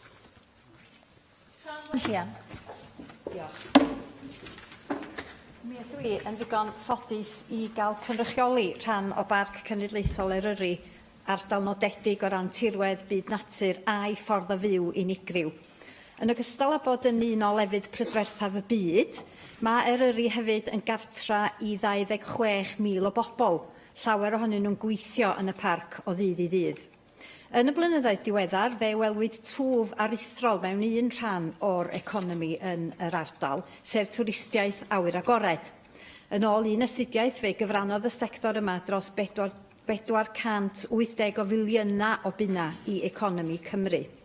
O safbwynt Eryri, mae tyfu'r sector gweithgareddau awyr agored yn un o gongolfeini strategaeth economaidd Gwynedd, wrth iddi gael ei gydnabod fel un o nifer o sectora twf yn yr ardal, ac mae'r pwyslais ar hyrwyddo cyfleon busnes i bobl ifanc lleol. Mae o'n weithgaredd economaidd sy'n gwbl gydnaws a 2 ddiben statudol Parc Cenedlaethol, sef, fel da ni wedi glywed, gwarchod a gwella harddwch naturiol, bywyd gwyllt a threftadaeth ddiwylliannol yr ardaloedd, a hyrwyddo cyfleoedd i'r cyhoedd ddeall a mwynhau nodweddion arbennig eu hardaloedd. A wedyn, fel da ni wedi glywed, os oes wrthdaro rhwng y 2 ddiben statudol yma, mae rhaid i'r awdurdod yn y Parc Cenedlaethol droi at egwyddor Sandford. Dyna di'r sefyllfa ar hyn o bryd. Yn amlwg, mae'r egwyddor Sandford yma yn holl bwysig i lawer o bobl, yn sicr yn bwysig i lawer sydd wedi cysylltu efo mi dros y dyddiau dwytha. Ac mae yna lawer mewn penbleth am na chyfeirwyd at yr egwyddor hon yn yr adroddiad sydd dan sylw heddiw. Mae'n gwbl briodol i adolygu pwrpas yr ardaloedd dynodedig wrth gwrs, ac fe wnaed hynny dan arweiniad yr athro Terry Marsden, ac yna fe gyhoeddwyd tirweddar dyfodol ym mis Mai, a mae'n dda cael y drafodaeth. Ond wrth gwrs, y broblem ydy fod yr egwyddor Sandford a'r goll o'r adroddiad presennol sydd yn gam gwag yn fy marn i. Drwy beidio sôn am un o egwyddorion canolog presennol y tirweddau dynodedig, mae'r adroddiad yn annigonol. Ac fel wyddwyd i godi gwrchyn nifer fawr o bartneriaid sy'n ymwneud â'r parciau cenedlaethol heb bod isio efalla. A hein ydy'r union bartneriaid yma angen eu cydweithrediad wrth symud ymlaen yn y drafodaeth yma. Fel wyddwyd hefyd i greu pryder ymhlith fetholwyr i yn Arfon yn sicr. Pobl yn teimlo bod yna rhywbeth mawr ar fi newid, fod eryri am newid am byth, fod natur unigryw y parc dan fygythiad. Mwyn tawelu y pryderon yma, mae'n bwysig fod gwelliannau Plaid Cymru yn cael ei pasio heddiw yma. Mae rhaid cael eglurder, craffu manwl, ymgynghori llawn ar ddyfodol ein parcia a'n tirweddau dynodedig. Swn i'n licio diolch i'r holl etholwyr sydd wedi cysylltu â mi i wyntyllu eu pryderon.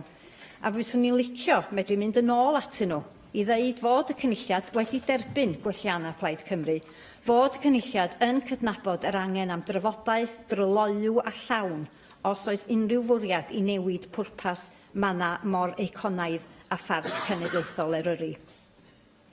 Yn ogystal ag arddel y ddau ddiben statudol, mae Parc Cenedlaethol Eryri wedi ychwanegu trydydd diben, sef meithrin lles economaidd a chymdeithasol ei chymunedau.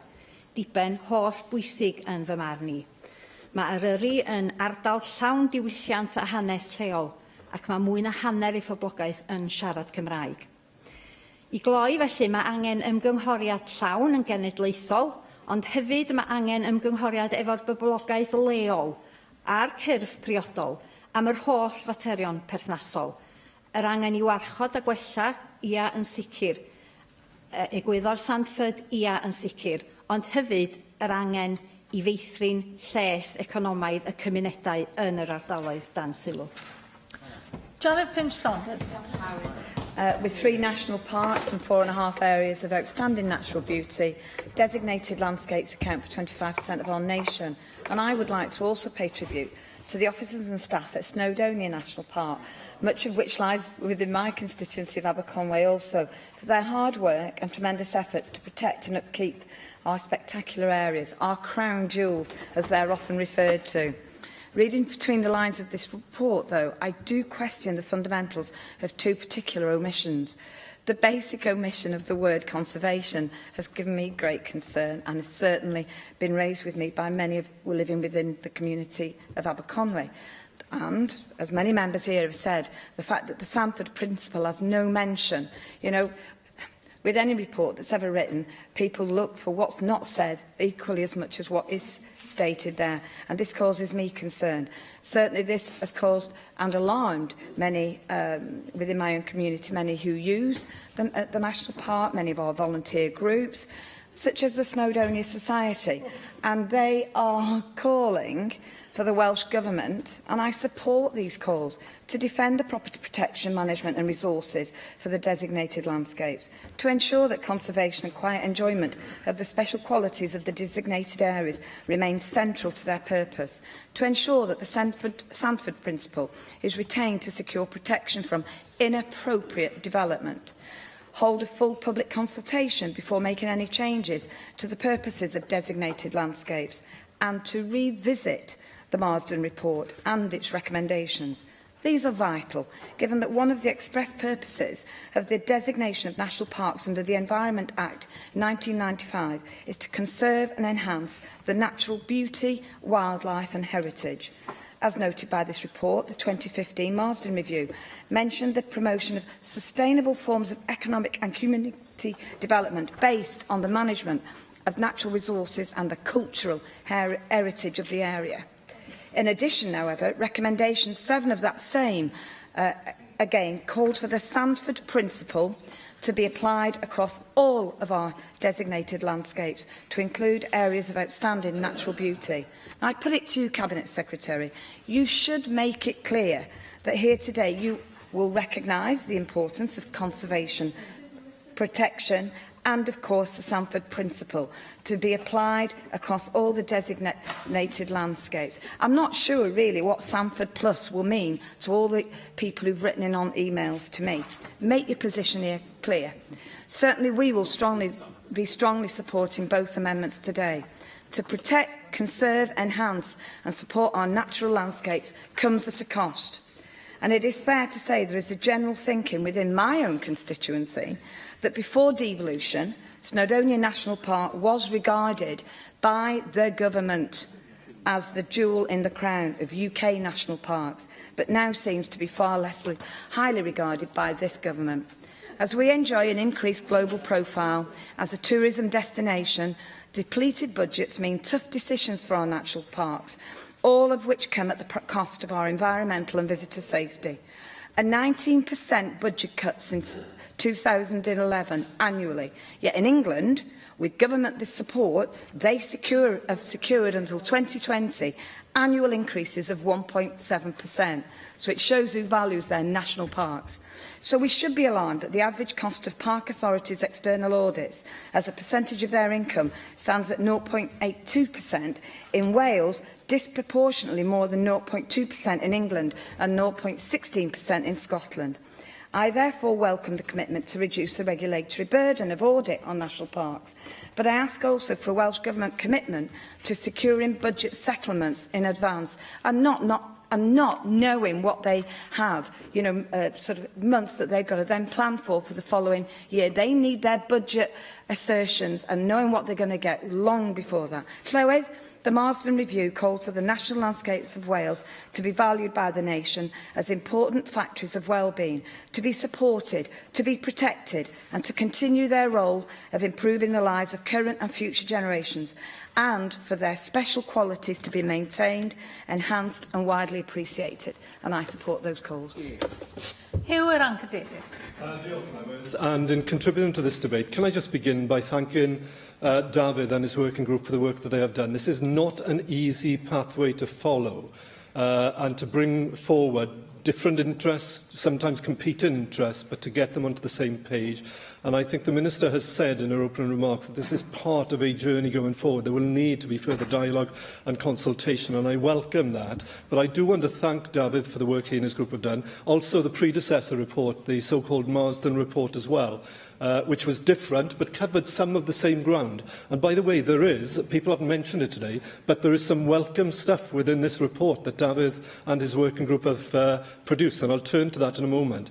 But I do want to thank this Assembly and the Government for having the courage to actually look at this. And before I remind people of why we need to look at this issue of governance and how we take this forward within Wales, about 8 years ago, I stood on a platform in the South Downs and we announced the opening of a national park, the South Downs National Park, the great unfinished business of the 1946 National Parks Act. It was the one closest to the big urban population of London and Brighton and so on, and we never quite got round to it, and we did it. And I spoke there as the mechanic behind the scene about how we were doing the governance of it and difficulties of bringing together local authorities and competing groups, and we'd managed to do it, and I did all of this, and there was polite applause. And then Hilary Benn, Secretary of State, got up and he spoke with joy and poetry about what the national parks were all about, and he wowed everybody. So in beginning this, I'm just going to say, and it's interesting this is from Iolo Morgannwg, one of the great Glamorgan poets.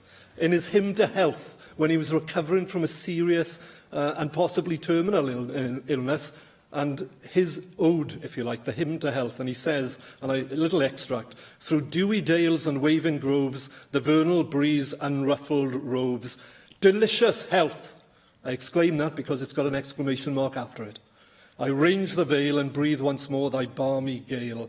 Escaped from the wrathful fangs of pain, I view, rejoiced, thy skies again." Well, he could have been anticipating the Future Generations and Wellbeing Act, or the factories of well-being referred to in these reports, and the other multiple public goods that we get from the public environment, and that both reports say and that both reports actually say we need to do more and to spread in a social equity way the benefits that come from these regions as well. And just in passing, one of the things I welcome in David's report and its predecessor is its recognition that this is not just to do with nationally designated landscapes. I get as much joy and as much health and physical well-being from standing on the Devil's Pulpit on the Bulch Mountain in Ogmore, looking down Ogmore Valley, as I do from standing on Pen y Fan or Snowdon Top. I have to say it. And this report deals with that. And it talks about that, working beyond boundaries, the importance of these national designated authorities to work beyond their boundaries, not to be a line drawn artificial on a map, and that's where the responsibilities lie. But how do we actually extend the benefits that come from all of our landscapes right across all of our populations? It talks within David's report about innovations in resourcing. We need to be serious about this, because despite the contribution just now, all our national parks, all our designated areas right across the UK have faced cuts years after year. So we need to have more innovations in resourcing. It talks about improving accountability and performance, about driving well-being, and about wider sustainability and green growth. And in answer to the query that was set a moment ago about why do we need to do this, I refer you back to Professor Marsden's earlier report, where he says his panel had found that a fresh approach to the purposes and governance of Wales' designated landscapes is overdue for at least three reasons.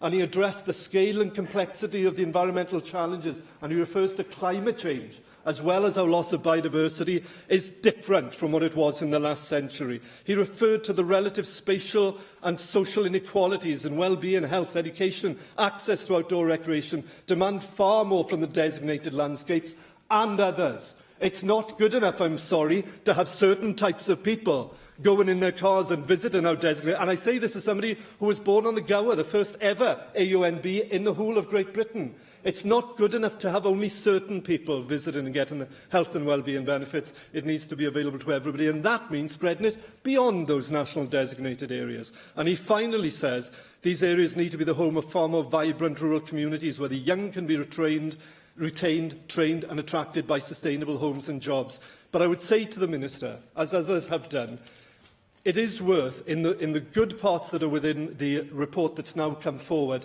to return and look at Marsden's report, not least recommendation 6, where it lays out three new statutory roles that would underpin to do with conservation, human well-being and sustainable resource management, and it says this should be the Sanford Plus approach.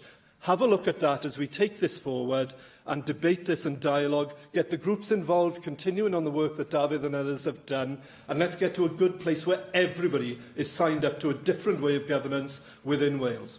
Susie Davis. Diolch yn fawr, Llywydd. I was going to intervene on Hugh Anchor Davis, so I'm glad I've had the opportunity to speak, actually, because I agree that it is time for us to be reviewing the purpose of our designated landscapes and reviewing the strength of the protections that are embodied in those at the moment. I mean, it's not so long ago, that we were standing here talking about the national parks and the opacity of their governance arrangements, for example. So it is quite right that these matters are reviewed. But the paper, even in its early consultation stages raised a few questions for me. And if I'm right in thinking that one of the purposes of this paper is to jolt our national parks in particular out of their silo thinking and perhaps to influence the use of landscapes outside their boundaries, for me, I'm wondering if that's your Sanford Plus the Cabinet Secretary, because my understanding of that is it would probably have protected Mynydd y Gwair, which of course is a famous bridge between the Brecon Beacons National Park and Gower, area of outstanding national beauty. And if it isn't intended to do that, perhaps you would explain to me what it is intending to do, because of course there is a risk that this could work the other way, and that would leave designated landscapes more vulnerable to the incursion of disproportionately intrusive infrastructure in the name of green growth. And on that, I do actually recognise something that you've said in the paper about beefing up the duty on planners and developers to have due regard to the purposes of the designations of various sites. But if those designations are going to be much broader in their purpose, and I'm not saying that they shouldn't be, but if they are going to be, how can government ensure that the purpose that built-in protection for the integrity of landscapes isn't then diluted to a point where the stronger due regard duty becomes irrelevant, it becomes meaningless, or indeed even might become an agent of negative change. And when I say negative, that would be in the eyes of some people whose sense of identity, as you acknowledge in your paper, is so firmly bound up with the landscape that they inhabit. Your first principles of governance, David Melding mentioned a few of these, include words like participation, voice, acceptance in society, representation and consensus. And I'm wondering if that's, I hope it is, a hint that you might be paving the way here for the repeal of TAN 8, because TAN 8, in all cases that I can think of, has trumped any attempt to rely on those concepts at the moment. And then finally, just briefly, I noticed it took until the last page of the narrative in the document to mention the concept of the UNESCO biosphere. And of course, we have an amazing exemplar of that in the Dyfi Valley. And even though the fact is the biosphere is underused in its potential in terms of tourism, on which, incidentally, I'm very glad to see the U-turn on the branding issues regarding national parks and AONB, because I think the sort of earlier discussions a couple of years ago about changing the names was completely counterproductive. So I'm curious, I don't know if you'll have time to address this Cabinet Secretary, about how much of your vision that is embodied in the document we've read today is based on those principles of a UNESCO biosphere. Because certainly my family that lives in that biosphere would recommend it as a way of looking forward to how we deal with this.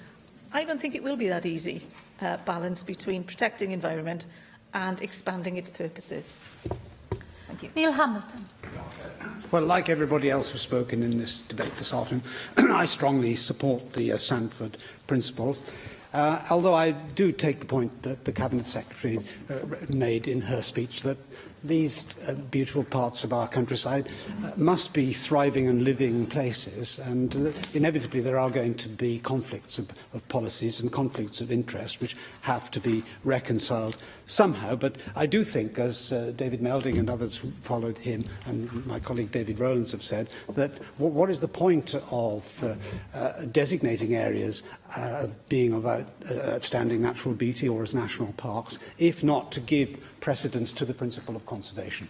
That is the founding principle upon which the initial legislation was introduced, with all-party support, which has been sustained even to this day. But I also, following from Hugh Iranka-Davies, would like to congratulate David Ellis-Thomas and his working group on producing this excellent report, which does, I think, provide us with an evenly balanced view of the way forward. And I'd just like to refer to a couple of the provisions that he mentions in his report, in particular on page 8, where he refers to the sustainable management of natural resources and the need to reflect a broad understanding of the importance of these areas and their ecosystems, and they need to be given greater weight in decision-taking. And then again on page 17, the need for better policy integration and an increased understanding of how designated landscapes can positively engage in the agenda, in particular in relation to developing sustainable land management schemes which are tailored to an area to replace or complement existing agri-environment payments, including working with clusters of land managers. Now, there are two issues that I want to refer to briefly in the course of this speech, following on from those general principles. And we've had these debates in the Assembly before, in particular in relation to the intrusion of pylons and windmills into the landscapes of national parks and areas of outstanding natural beauty and the countryside in general. And I believe that we ought to have a sense of proportion here, although I don't share the enthusiasm of the overwhelming members of this Assembly for most of the green measures which have been introduced in recent years. I don't want to enter into a debate on general principles of that. I just say that the contribution to the defeat of global warming, if that is possible, which can be made by windmills in these areas, must be so negligible as, if you have a sense of proportion, surely to require placing the interests of conservation before the interests of environmental policy, because bearing in mind what's happening in the rest of the world, with India and China between them building another 800 new coal-fired power stations, what use is it to desecrate our wild places in Wales in order to make such a minute contribution towards the reduction of CO2 emissions that it can have no practicable effect on the climate whatsoever? So I would make a plea in this instance, even for those who take a very different view to me on man-made global warming, to make an exception to their general approach in order to protect our wild areas in Mid Wales and North Wales and West Wales in particular. The second point that I want to make is one to which I hope we will return in due course, is the wilding of the hills of Wales, following on from the EU Habitats directives, and as a result of which we've seen a catastrophic increase in most predators and therefore declines towards sometimes extinction of many vulnerable prey species. And I believe that leaving the EU gives us an opportunity, as an environment is obviously one of the devolved issues, gives us the power in this Assembly, to take a very different approach to the one which has been adopted hitherto. We've seen a rise in rank and unpalatable grasses infested with ticks, and as a result of unburnt mature heather, that also becomes infested with heather beetle. Out-of-control bracken has created sterile landscapes which are unsafe both for tourists and walkers, and also vectors of Lyme disease. So I think we've got to reconsider the way in which we look at these areas of the countryside. We must ensure, as the Cabinet Secretary has said, that they do remain thriving environments in which people work as well as live, and in particular as well as visit. And so I do believe that there is more of a superficial conflict between these different strands of policy than exists in reality if we apply a proper sense of proportion to them. But the key element is to give the Sanford principle, the overriding support which it needs. Eluned Morgan. Diolch yn fawr. Mae gen i'r fraint anhygoel o gael cartre mewn Parc Cenedlaethol yn Hyddewi. A os dim byd yn debyg iddo i ddihun o'n y bore a cael gweld yr arfordir yna o'ch blaen chi. Ond mae yna gyfyngiadau o fyw mewn Parc Cenedlaethol, yn enwedig y rhai sy'n ymwneud ag adeiladu. A mae'n swyddogaeth ac yn gyfrifoldeb arbennig ar y Parc Cenedlaethol i sicrhau fod yna balans rhwng cadw prydferth o'ch wlad a galluogi poblogaeth leol i fyw yna, un sydd angen cael ei delio gyda sensitifrwydd. Now, many of you will be aware that I'm currently, along with a team of successful businesses and organisations in rural Wales, trying to develop an economic development plan for rural Wales. And what was clear is that it was important for us to have a representative from the national parks on that group. And that's because the national parks, of course, have a responsibility to protect beauty in the landscape they administer, but they also, as the planning authorities, have a responsibility to be a part of the answer to economic development in rural Wales, and not, as they've been portrayed in the past, as a hindrance to it. And I want to be clear. I understand that the primary responsibility of a national park, according to the 1995 Environment Act, is to, first of all, conserve and enhance the natural beauty, wildlife and cultural heritage of national parks. Secondly, their task is to promote opportunities for the understanding and enjoyment of special qualities of the park by the public. And thirdly, and importantly, the element which is often forgotten is that national parks also have that duty to foster the economic and social well-being of their local communities. Now, what I didn't understand until recently is that that is only a duty in as far as it relates to conserving beauty and to promoting the enjoyment of the park. And I was very interested to hear Sian Gwenllian talk about what's happening in Snowdonia. I'd be interested to know how they are managing to divorce economic and social well-being from those two things, because I think that I don't understand how that is in keeping with the 1995 Environment Act. It'll be interesting to find out. But I think it's, at the moment, that restriction is there, and I think it's important that we understand that it is quite a restriction in terms of their planning abilities. Of course, yeah.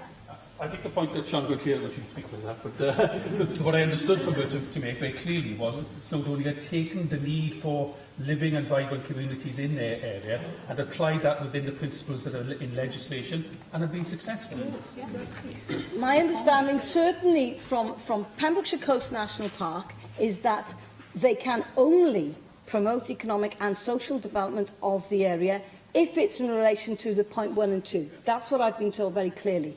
And so if you're able to do that differently, I'd be very interested to understand how.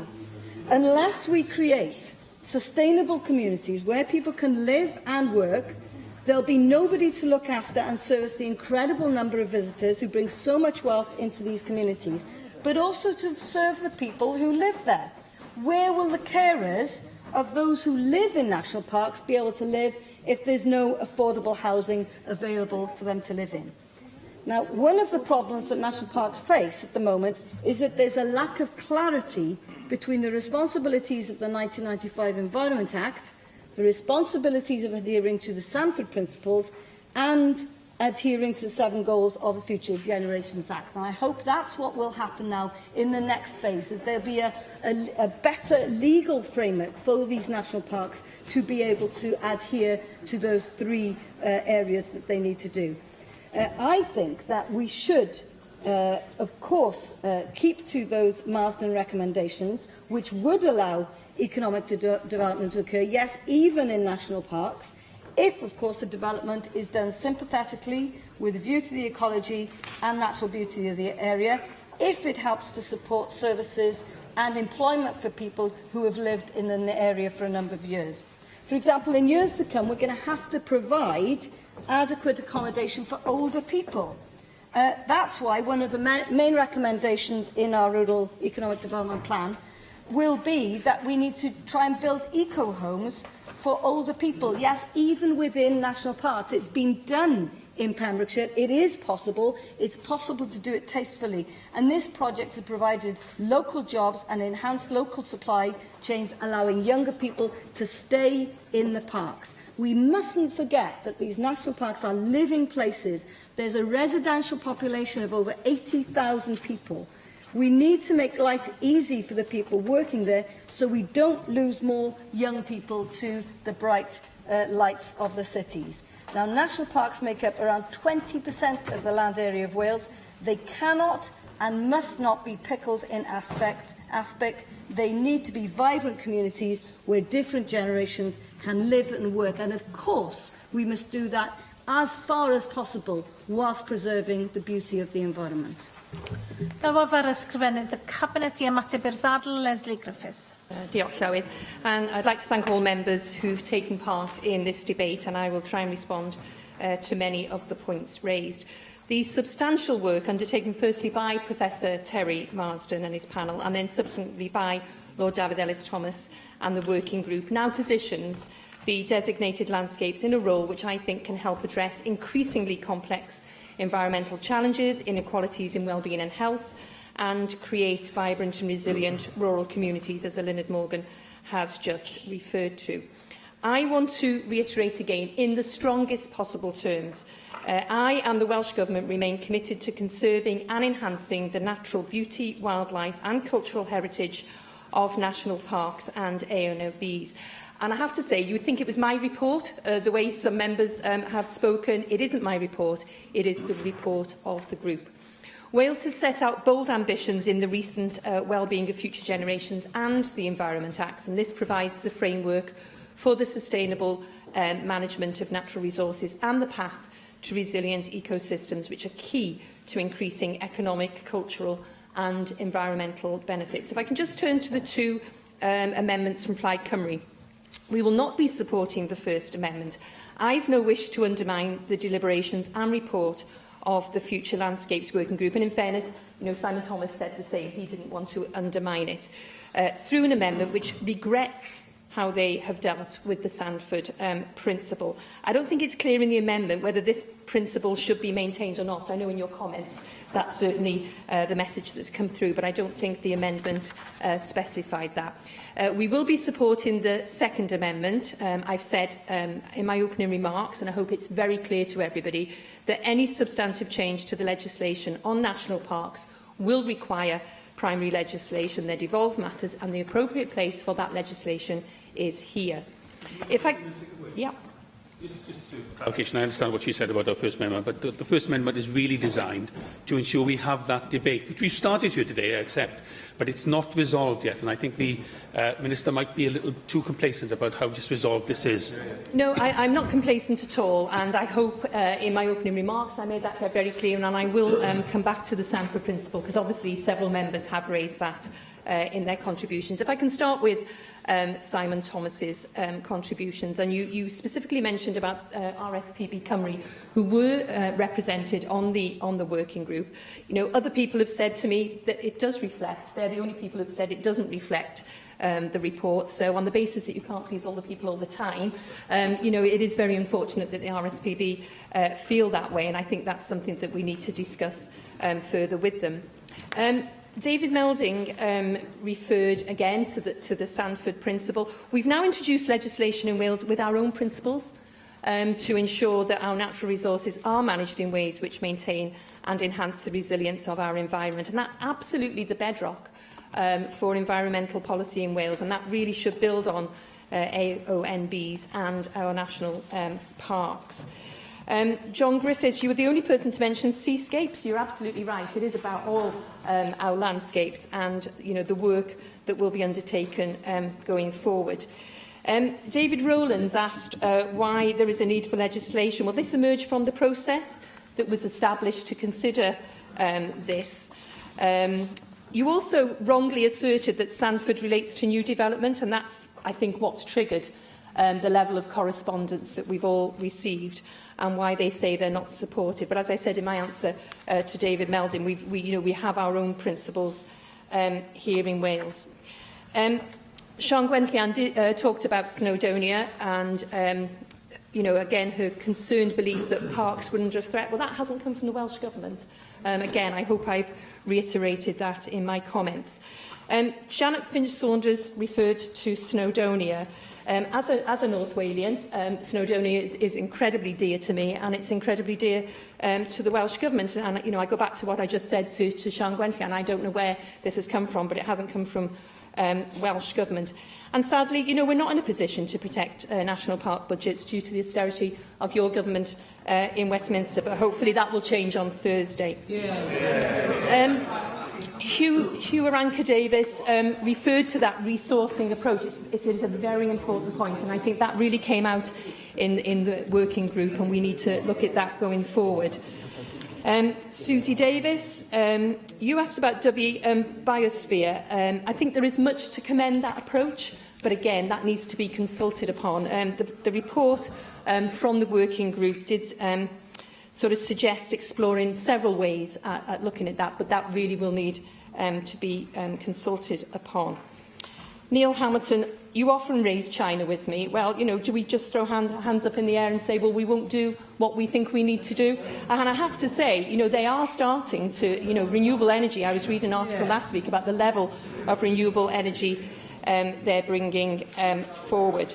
Janet Finch-Saunders also referred to extending Sandford to AONBs. Well, they only have one purpose, AONBs, and that's to conserve. So really, you know, Sandford couldn't be extended to AONBs.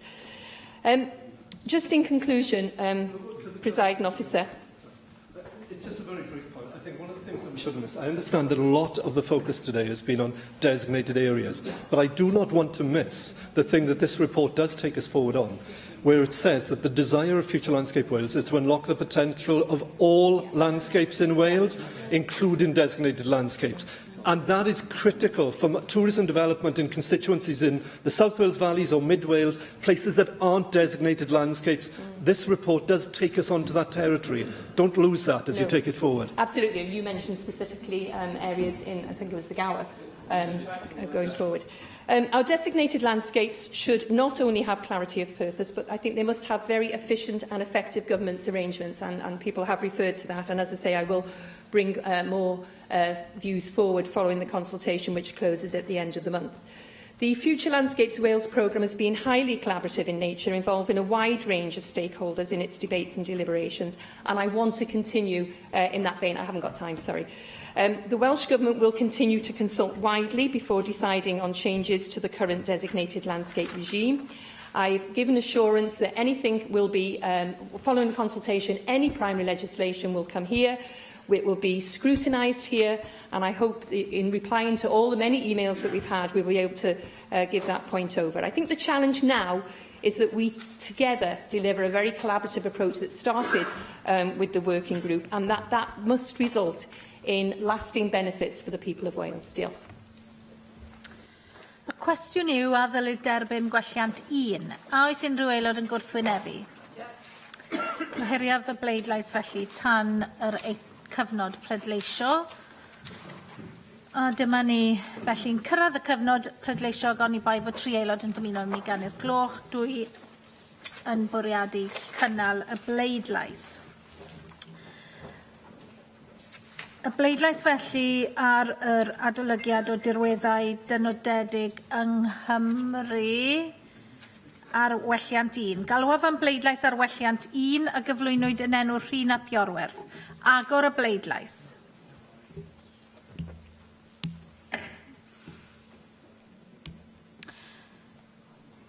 Cair bleidlais. O blaid 24, neb yn ymatal, 26 yn erbyn, ac felly mae'r gwelliant wedi wrthod. Galwaf am bleidlais ar welliant 2 a gyflwynwyd yn enw Rhun ap Iorwerth. Agor y bleidlais.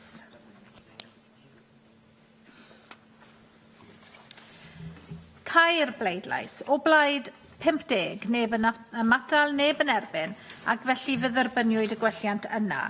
Galwaf nawr am bleidlais ar cynnig wedi ddiwygio. Agor y bleidlais.